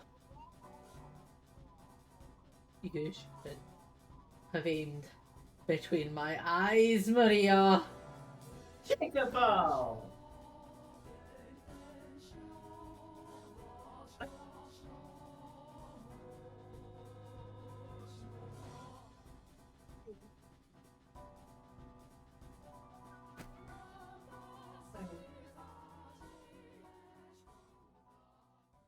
Dun dun dun. Nagito down. He's not in there, but down. He was like, I'm gonna go look for Gizmo. Gizmo? Yeah, Nagito was looking for Gizmo. Oh, He was trying to hop up over on the table, I see. but Gizmo was here. Gizmo is there. Out of panic, I pulled the trigger, and from the barrel, a bullet went flying. Quite literally between her eyes. Would anyone ever believe me if I said this wasn't how I wanted things to turn out? So can you see what I mean, though? There was another big glaring reason he probably shouldn't have trusted her. Mm-hmm. Because there's no way he could have gotten to where he was and have not known that his dad killed her family. Yeah. And while that Nagito down, while he shouldn't put, like all the crimes of his dad shouldn't be put on him, Yeah. he also didn't do the right thing and return the power and the stuff to her. Uh-huh. Of course she's gonna hate his guts. Yeah. Like that's a no-brainer. Yeah. Like if somebody killed your entire family and stole all their shit and paraded it around in your face, I bet you'd be pretty pissed too. Yeah. I don't know, if somebody did that, it would depend on which family of mine they did that to. I'd be like, is this the sperm donor family? Or is this the chosen family? Because one of them, I'll let you do it, it's fine. The other one, I will be pissed off. I'm not going to tell you which is which, but I'm pretty sure you can figure it out. The rain just keeps on coming. We'll be able to go home today. Hey, Jacobino. Something, you little wuss. Be quiet. You're gonna give me a headache. The lightning's way louder than me.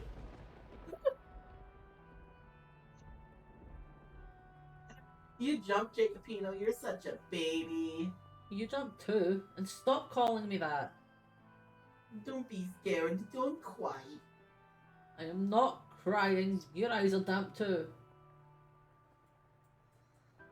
I'm not crying. Not at all. Not one bit. Liar. There's no end to this rain, is there? I'm fine if it doesn't stop. There's nothing at home for me. You don't want to go home? Your parents don't get along, huh? That's got nothing to do with it. Liar. You've got it good. Everyone loves your grandpa. Whenever anyone needs something, they come to him. Now, there's a great man. Huh? How did my grandpa become any part of this? Oh, no reason. Not everyone likes him. He gets as much hate as love. Grandpa's not really a model citizen.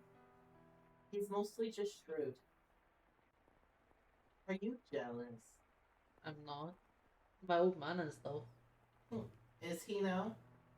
Well, your dad's got his good points too, I think. Like, I don't know. He seems like the kind of man who can accomplish big things. Though, he seems stricter than my grandpa. Oh, come on, I don't get you. What are you climbing up for? No reason. If you don't want to go home, then how about we go somewhere far away from here instead? Huh? Once it stops raining, let's get out of here. Head up to the capital, find some work. We can make it work, the two of us. Oh, and we'll bring Nero, of course.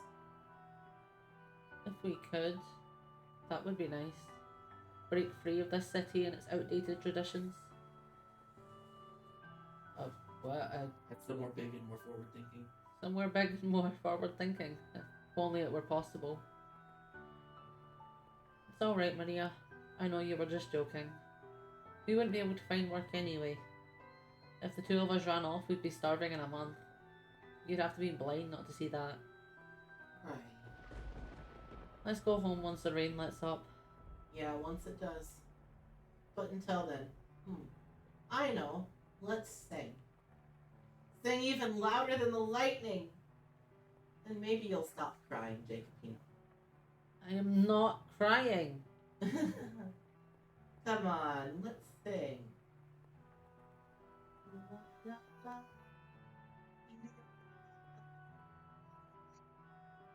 Yeah, you're not really good at this singing thing. You didn't even sing.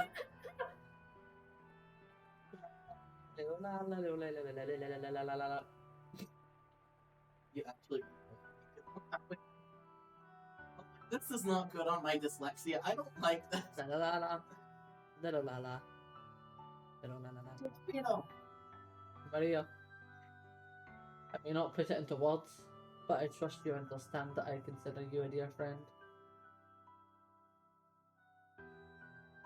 Listen to me, my actions were justified. I did what I did for the betterment of this city and this land. The Campanellas are too conservative. Under their control, this country will atrophy. Progress will continue to lose steam. If we don't push forward, we'll fall farther and farther behind. Before long, you'll be made the next Capa Familia. But until that day, you will cross over to the New World and establish a Cosca there.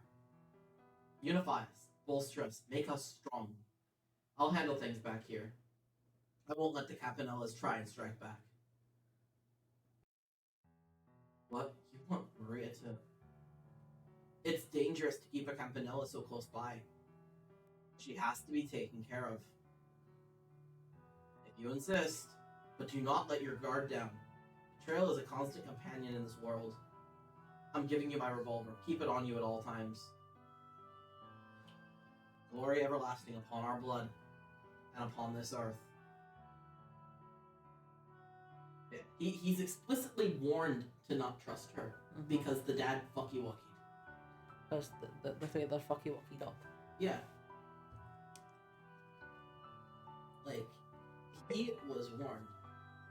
And maybe he tries to do a nice thing, but one person doing a nice thing doesn't really offset the fact that her entire family's dead. Yeah.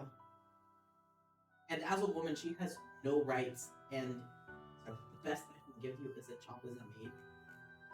He's fucking rich. The fuck? The best I can give you is a job as my maid.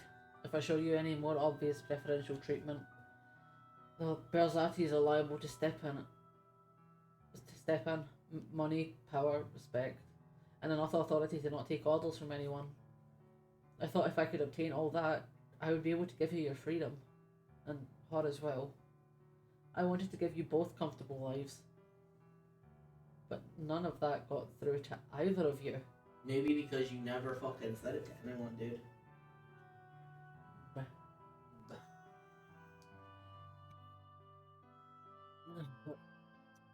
Everything slipping through my fingers. Her love, my friendship with Maria, both of their smiles.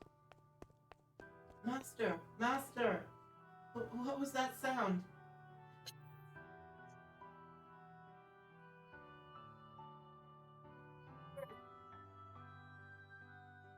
You keep getting stuck witnessing the worst things. What? Oh, the doctor. Someone with tight lips. Do not call the police. And don't make a scene. Got it? If so, then go on. Yes, sir. Right. Not everything has slipped from my grasp. My money and influence are all that's left. That is what you wanted, though, is it not? You sought money and power, no? Aren't you going to go? Yes, I will. But first I would like to ask you something. What do you intend to do from here? What am I going to do? Exactly the same as before. There is but one thing for me to do.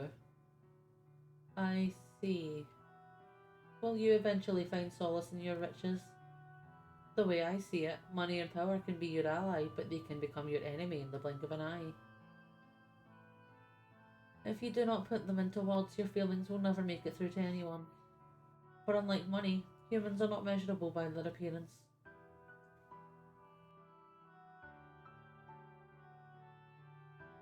He failed to communicate to anyone what he held within his breast. He was chained down by his place in society, his pride, his relationships, and his own heart. And at some point he found himself in a position where he was no longer able to speak his mind. After enough time, he likely forgot how to be genuine at all. Or perhaps someone like him simply would not, even if they knew how. In any event, there are many things in this world that cannot be communicated without being put into words. How sad that his tale should end without him expressing how he truly felt. How hard it must have been to never clear up his misunderstandings. After Jacob's confrontation with Maria, the Pacific Railroad was completed as scheduled. Celebratory cheers shook the new world as the last spike was driven into the rails. Jacopo, however, could not even manage a smile listening to the telegraph. And I'm sure you can take a guess as to why. The people with whom he wished to share that moment were not there. Shortly following her death, Jacopo held a private funeral for Maria. Then he commenced a search for the white-haired girl. But he did not do so alone. He hired others to help, did everything in his power to find her, tirelessly searching for many, many years. However, he was never able to locate her, and he spent the remainder of his life alone. Money, power, renown, servants. The world around him was always quite lively, but solitude was his only companion.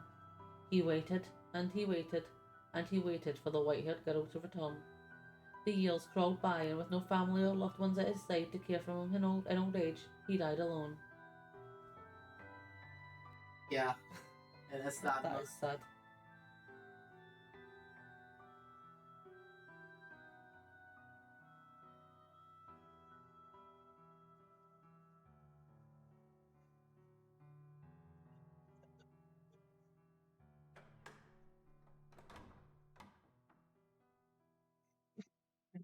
how many door?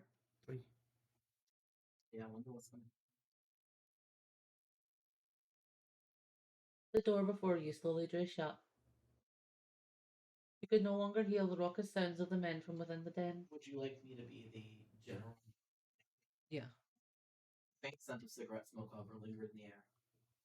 Staring vaguely at the closed door, you noticed something was amiss. The maid, who had been holding your hand, was no longer at your side. You glanced around, but she was nowhere in sight. Down the corridor stretched only darkness. Not having anticipated this, you were unsure of how to react.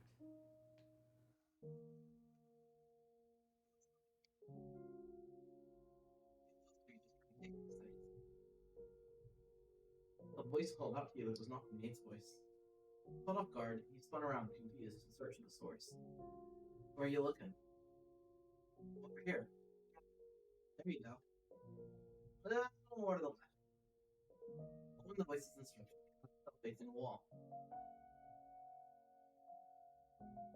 Okay, hold on, I need to see what this is. I know who the character is, I just don't remember what he's voicing. I don't know. Because I can check without telling you, like, who it is. So no do the spoils. Oh, there's spoils. This is you, and we're going for flamboyant and gay with this one. Are we? Yeah. Okay. You look like you've just seen a ghost. Hey, now, come on, don't turn away. Yep, you got it. I'm the one talking to you. The voice was coming from within the painting. When you'd passed this hall on your way to the third door, a magnificent landscape painting had been hanging there. But now the canvas was a deep shade of black, as if it had been dipped into a vat of ink. Been a while since I've talked to anyone. So tell me, you can hear me alright, can't you? Splendid. been so long since I've had a conversation. I was afraid I might have forgotten how to talk. So tell me, who might you be? But see, look at the way you talk. It's definitely homosexual. You don't know? Well, isn't that quite the pickle? Then how about we have a little chat, eh? You got yourself turned around, not sure where to go, yeah? Well, I'll be happy to tell you anything I can. Just ask away. The painting sounded rather high-spirited. Perhaps he was simply excited to have the opportunity to speak with someone. So you decided that you would ask the painting a few questions. Questions.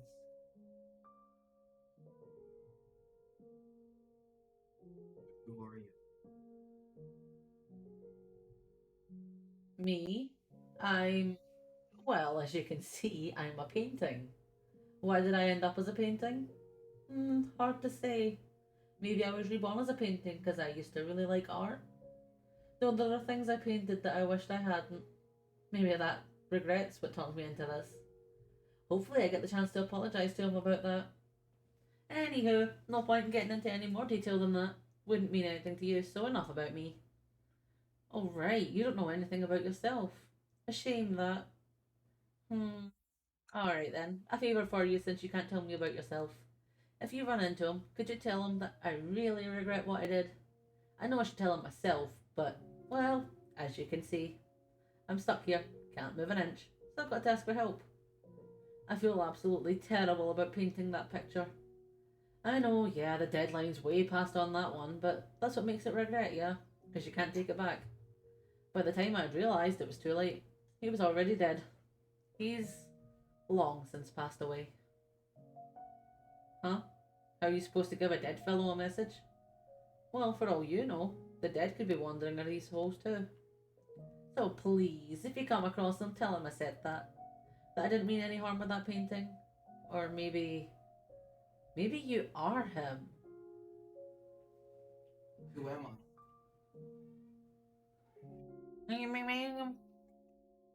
Just cause you don't know who you are doesn't mean you can go around asking other people. I'm not a person, you say? Well, no, you're right, but I'm not gonna know anything about you that you can't tell me yourself. I mean, from where I'm standing, you look almost like a walking cloud of shadow. I can't even tell what you look like. The maid who was with you before, didn't she call you master? I see. But the question is, which era's master are you? How many doors have you been through? 3 doors, eh? And of those, did any of them bring anything back? Ah well, it's not an easy thing recovering yourself. Or maybe you weren't behind any of those 3 doors. Yeah, that's gotta be it. That was your first time witnessing those tragedies. Yours is another door. So tell me, how did you feel looking behind those doors? Was it frightening? Saddening? Heart-wrenching? Well, let me tell you something. You were able to bear them because they weren't your tragedies.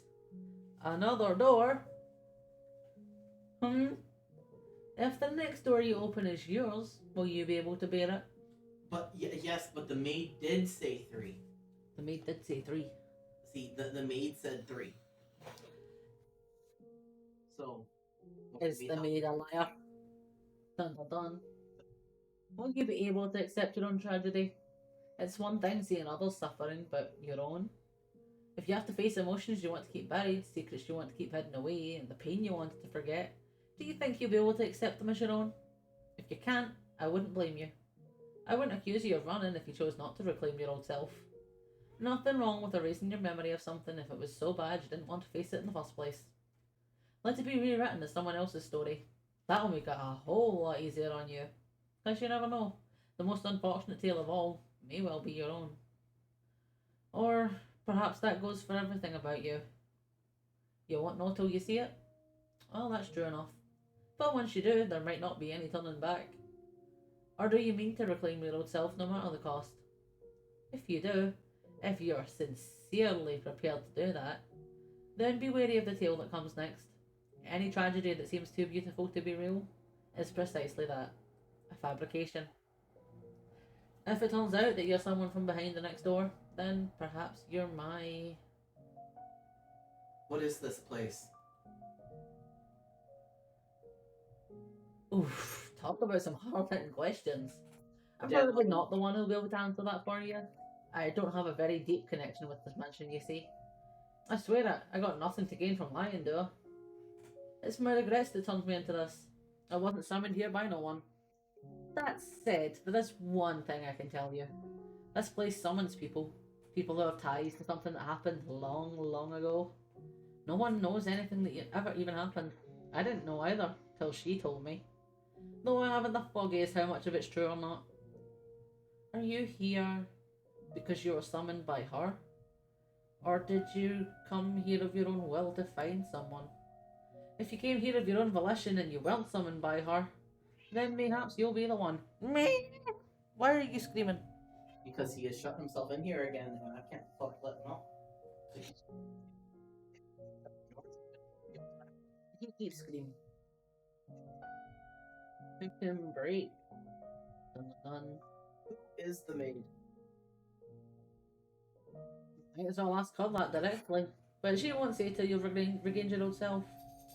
I see. Well, in that case, if you want to know, you know what you've got to do. It's entirely up to you whether you make an ally or an enemy out of her. There's no guaranteeing she's even right in the head. You never know. Maybe you're not the only one who hasn't found themselves.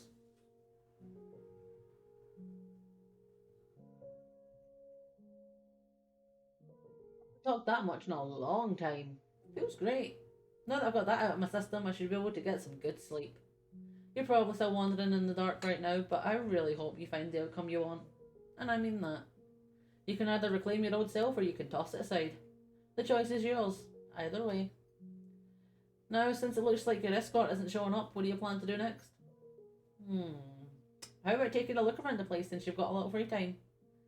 Could be you come across some things you wouldn't want with her, what you wouldn't with her around. Alright, if you're gonna go exploring, I've got the perfect thing. Stick your hand into the canvas, would you? The painting was still wrapped in an impenetrable darkness. A perfect, all-consuming void. The man had told you to put your hand into it. We reach.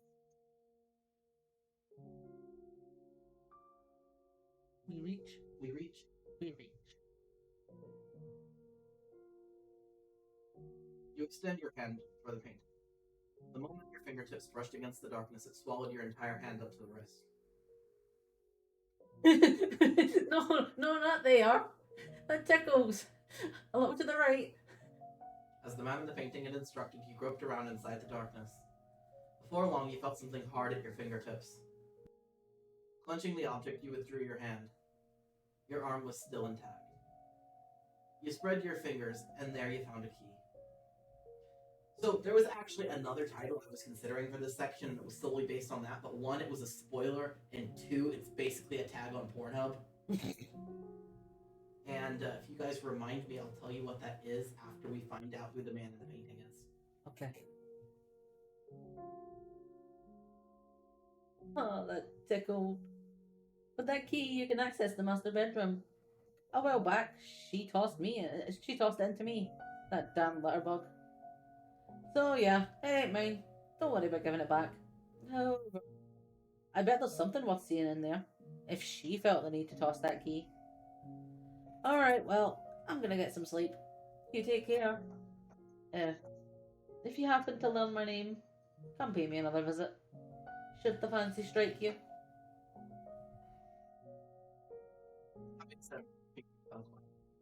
In your hand lay a small key. It seemed rather antiquated and vaguely familiar. Silence once again drew over the corridor. You stood there all alone, no sign of the maid. After considering it for a few moments, you decide to explore the mansion on your own.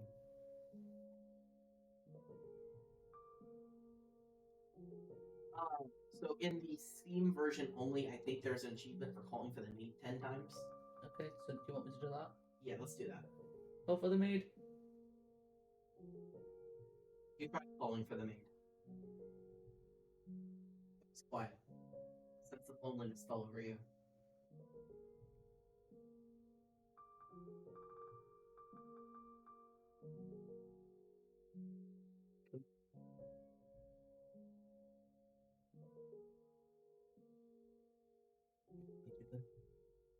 Meow.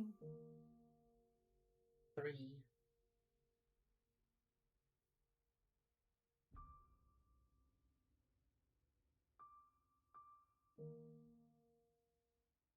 Meow. 4. And meow. Meow. If you want to be heard by the stream, He's like, I must be held. Meow.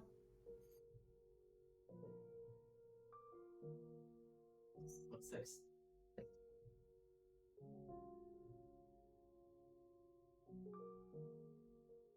Yeah, I don't think other versions of the game have this achievement. I think it's just this one.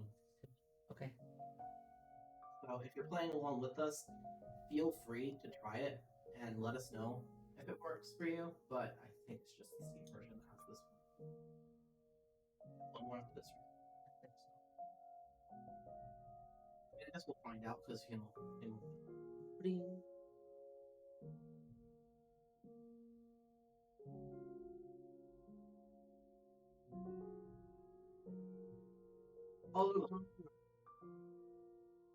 So we can kind of go in whatever order, but I think the key was so like we can go in pretty much any order. We'll just have to alternate again once we go through all the options. There's no shortcutting this. You go through all of them. Okay. So we can just go down the list, or we can around whatever you feel like. We can just go. Made your way to the mansion's entrance. There was no one around, nor any source of light. Groping through the darkness, he found the front door, which was sealed shut with a heavy bar.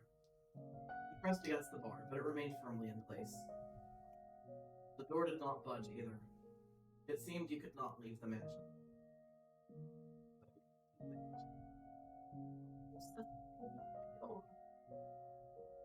When you made a step away from the entrance, you heard a muffled voice. You looked around, but weren't able to determine the source of the voice. Not be sure whom you'd heard either. Given not finding anything at the entrance, you decided to head somewhere else.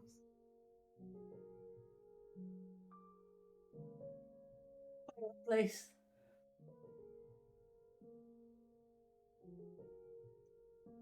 You make your way to the room with the fireplace. The fire crackled weakly, leaving the room in a veil of darkness. You remembered that you had awoken here. Out of pure curiosity, you sat down in the rocking chair you'd been asleep in.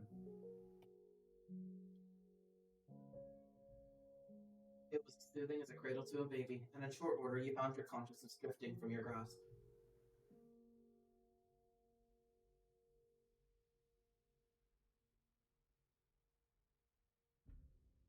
Reading a story by the fireplace like this almost makes it feel like we're in another world, doesn't it, Master?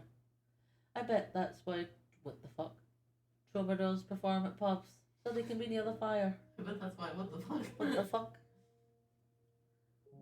Oh, you're such a cynic. But that's okay. Say, do you remember when I first arrived here? When I was cleaning the library?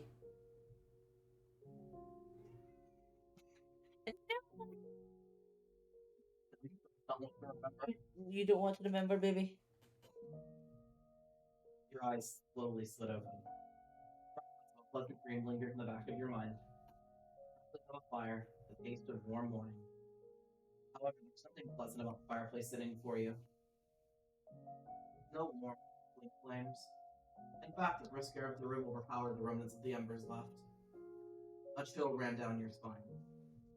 Afraid you might freeze if you stayed too much longer, you resumed your exploration of the mansion. To the den. Den. Yes, den, Narkito. Cigarette smoke lingered in the den. However, it was silent. Not even an echo of the men chattering remained. Was moving. There was no one present to strike the balls. They rolled spontaneously around the table. The paths they traced across the surface were rough and erratic, contrasting to that of when the former master had held the cue. The spheres collided awkwardly with one another. Not a single one came close to the pockets. As an experiment, you pulled a ball off the table. In response, the path of the balls became even clumsier. Having lost one of their targets, they began bouncing aimlessly off the cushioned walls of the table. As you stared intensely at the table, a man's voice rang out from somewhere in the room.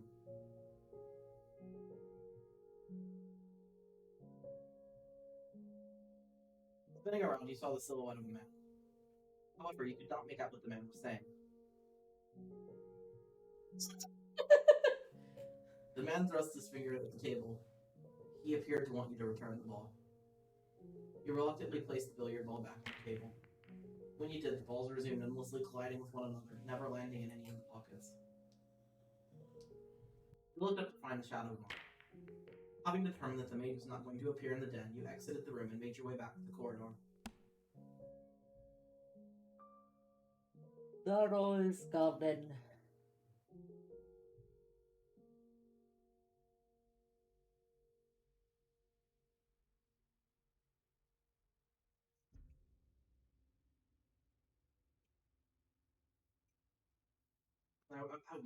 I thought maybe it was Nelly. Yeah. I'm gonna go like it's Nelly. Like your head's covered in roses. Oh.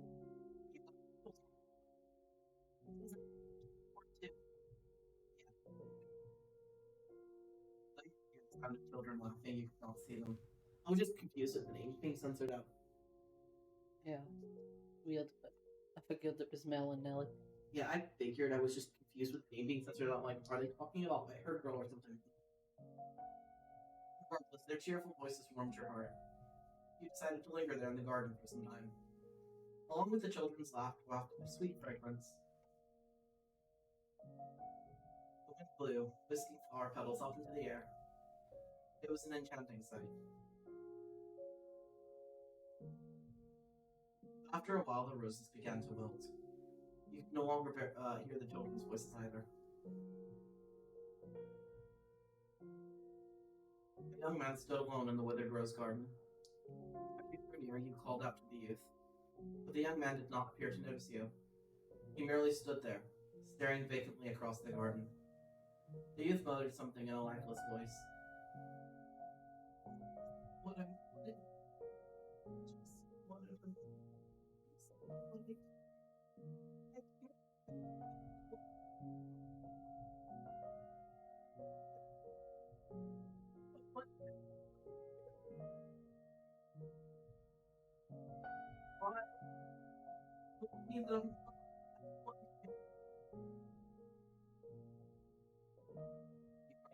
the young man several times, but he did not seem to hear you.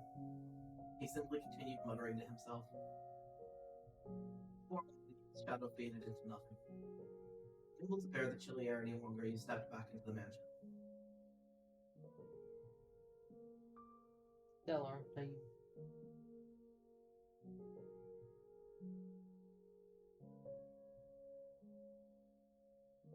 When you descended into the cellar, you heard a beast-like snarling. Along with it came a sour odor and the sound of ripping flesh. You could not see the beast, but that did not make it any less unpleasant.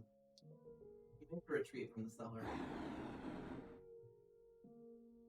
Before you could, the creature lunged at you. You reflexively squeezed your eyes shut. For several moments, you opened your eyes again to find the silhouette of a man standing in place of the beast. You and the shadow stared at one another for some time. You asked the shadow a question, and the shadow responded.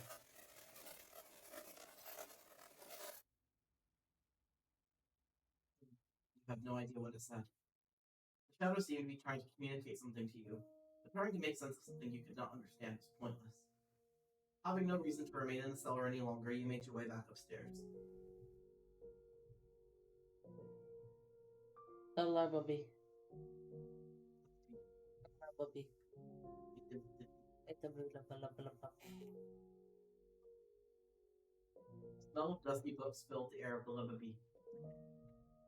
You approached the shelf to examine one of the books, and suddenly an avalanche of them came falling onto the floor. You stared blankly at the mountain of books. They had fallen down on their own, but they showed no signs of putting themselves away. Since no one else was there to do it, you began picking the books up to place them back on the shelf. 1, 2, 3, dozen. As soon as you'd gotten them all back up, they came crashing back down again. You wished very much to implore of the maid's assistance, but she did not appear to be in the area. Pretending you had not seen anything, you made your way back into the hallway. Stained glass window. Interesting that's taking us places that have not been important to any of the doors we've gone through. Say that again? It's interesting it's taking us places that were not important for any of the doors. Yeah. You approached a stained glass window. A tray of pews was arranged facing the stained glass. There seemed to be an air of tranquility about the room. You sat down in one of the pews and stared quietly for some time.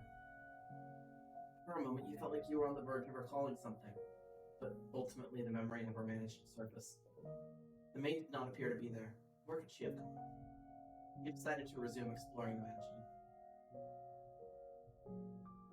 The bedroom.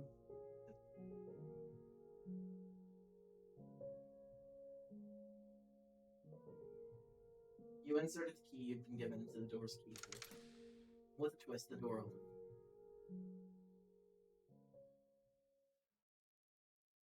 The master bedroom was shrouded in darkness, much like every other room in the mansion. It had evidently been left unused for some time. The air in the room was stale and forlorn.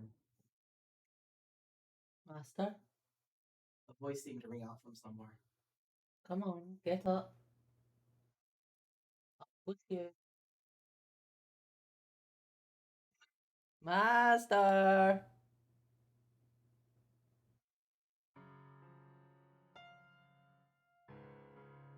See, what did I tell you?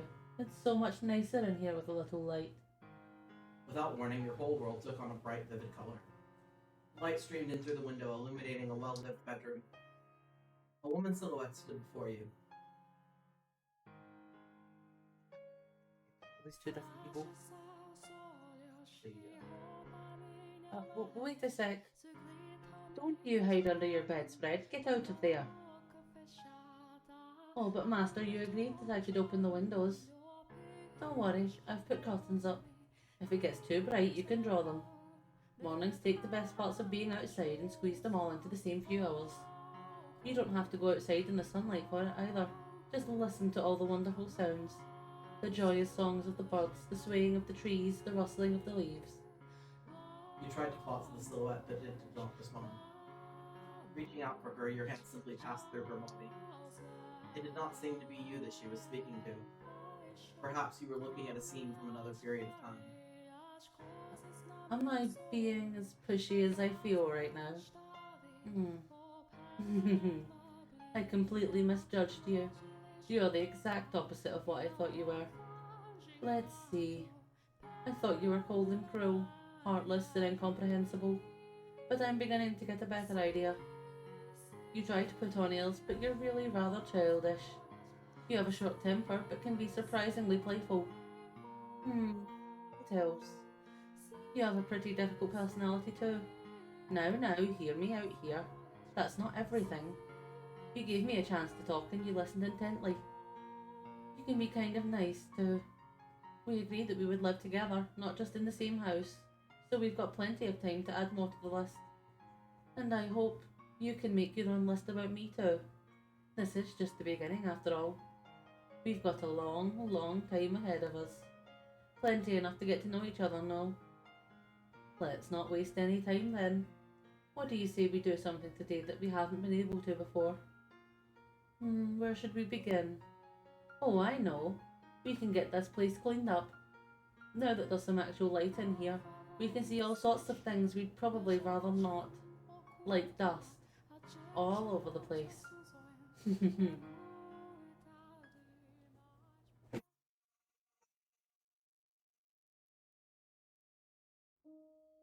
When the woman's shadow finally faded away, the master bedroom transformed back into its old dreary state. Master, can you say my name? I'm not sure how to describe the urge welling up within your breast. You could not say her name. You stood unmoving in the master bedroom for some time, but it did not appear anything else was going to happen. So you decided to head somewhere else.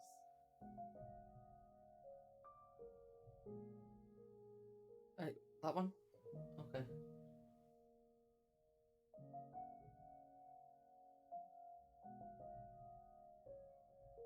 You returned to the room with the stained glass window.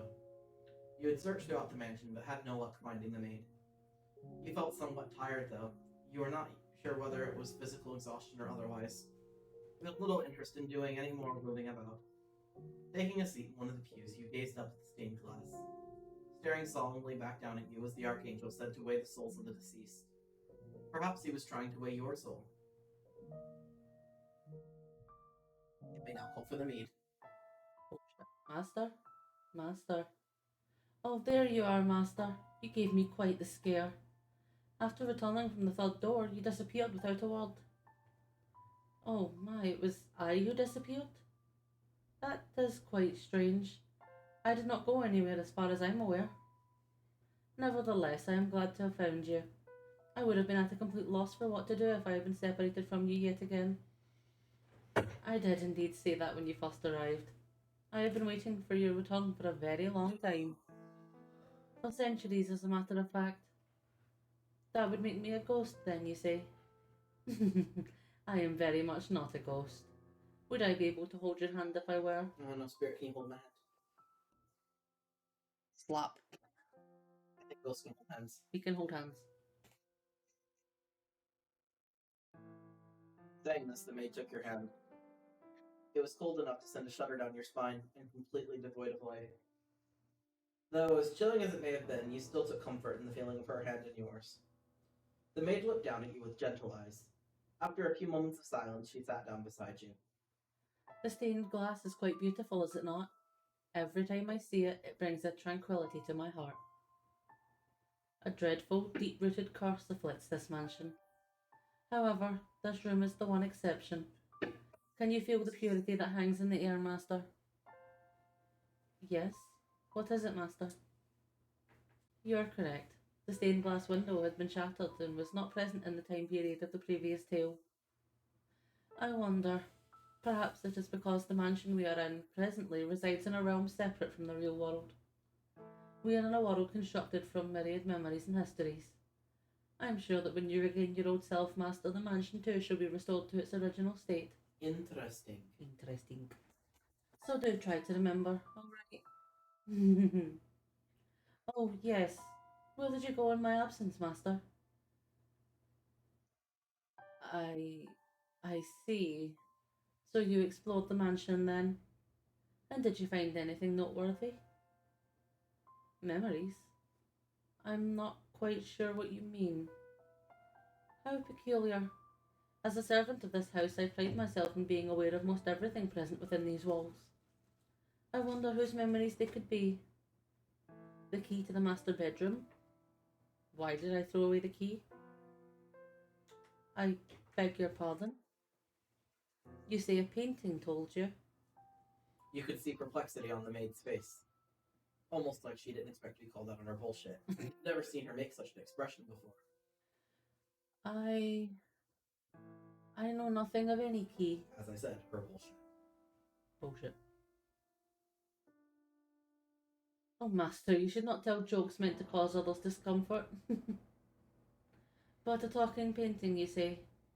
You seem to have a rather vivid imagination. Maybe you can tell the next tale, Master. I'm only teasing. Now, that was a nice break, but we should get moving. The tale I'm about to show you is the last of the mansion's memories.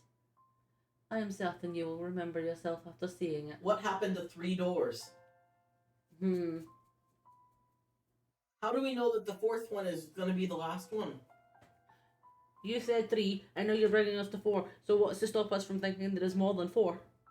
What if there are 69 doors? 69.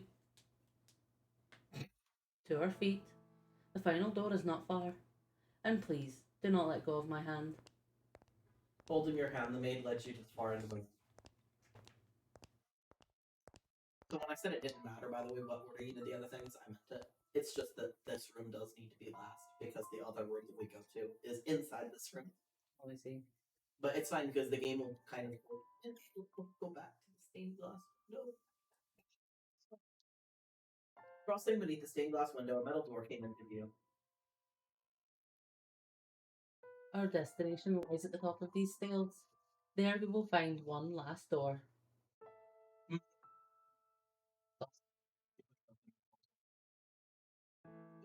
Spiral staircase.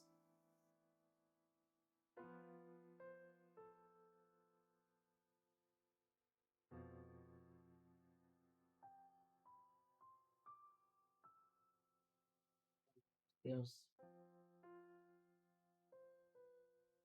It will be a bit of a walk, so let us be on our way. And please, do watch your step. This is called an observation tower. Normally towers such as this were built in castles or churches, so it's rather strange for there to be one in a mansion. But there is the weird stained glass window that usually only appears in a cathedral or a church too, so... The last door I wish to show you, Master, resides at the top of this tower. Rectangular windows were carved out of the stone wall in several locations along the way up the spiral staircase. You attempted to peer out one of the windows, but all you could see was a thick layer of fog. Perhaps the maid's suggestion, the mansion did not presently reside in reality, was in fact correct. Each step upwards, you found yourself gripped by an indescribable sense of anxiety. Me at every moment of every sleep. Feeling somewhat resembled irritation or annoyance. Sensing this, the maid tightly gripped your hand.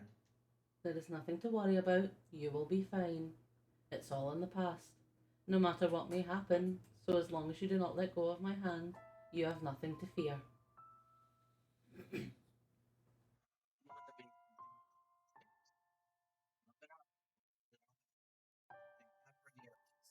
Final door. High up into the tower, as the light below grew distant, a rotten wooden door came into view. Patches of what appeared to be blood stained the surface, and holes had been bored into it with sharp objects of some sort. You heard a scream from far below, where no one should have been. Kill the witch! Kill the witch! Kill the witch!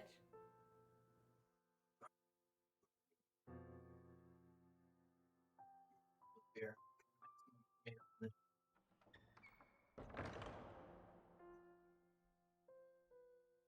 slowly descended into darkness. Dun dun dun! Dun dun dun! Guess what we're doing, guys? Stopping.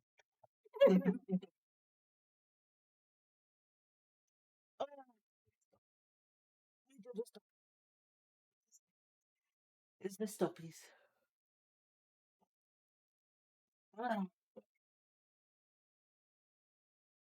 They B. B. Don't ask me when I was reading Burn the Witch why the only voice that came out of my mouth was Burn the Witch. That's fine. I mean, an angry mom can have kids. Why not? Stop it. Okay, so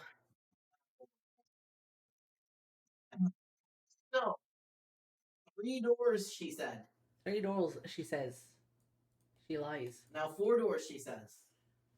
So I guess we have more door. So here's the thing, guys. More door for more door. Here's the thing, guys. I think we've discovered that the maid does not always tell the truth. And if the painting can be believed, we're not supposed to believe what happens in the next door. So logic would tell me that maybe, and maybe the 4 has something to do with the maid. Oh. Because think about it. Who else's history would she lie about? Her own. So, anyway, we'll find out what happens next in next week's chapter that we've got, the final door, question mark.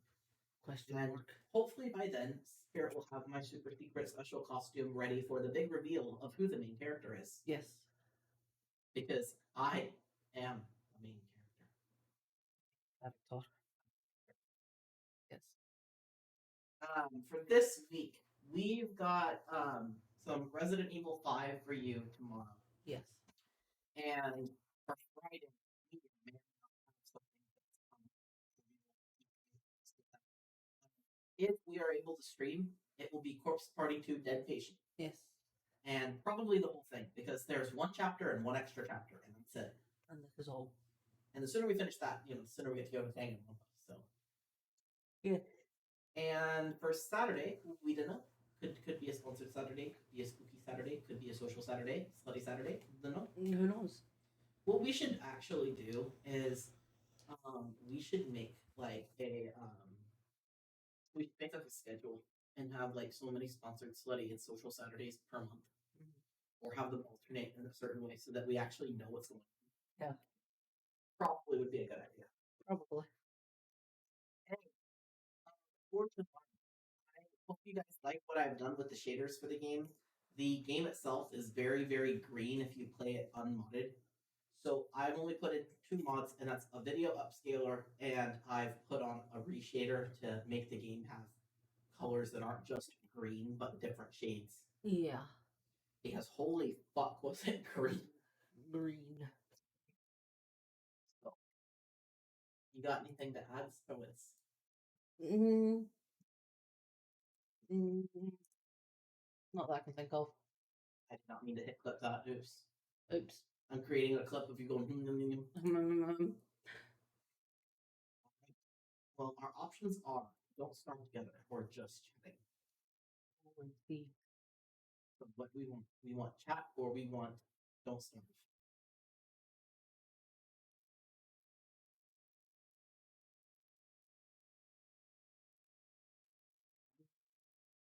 What people want. Anyone have any preference?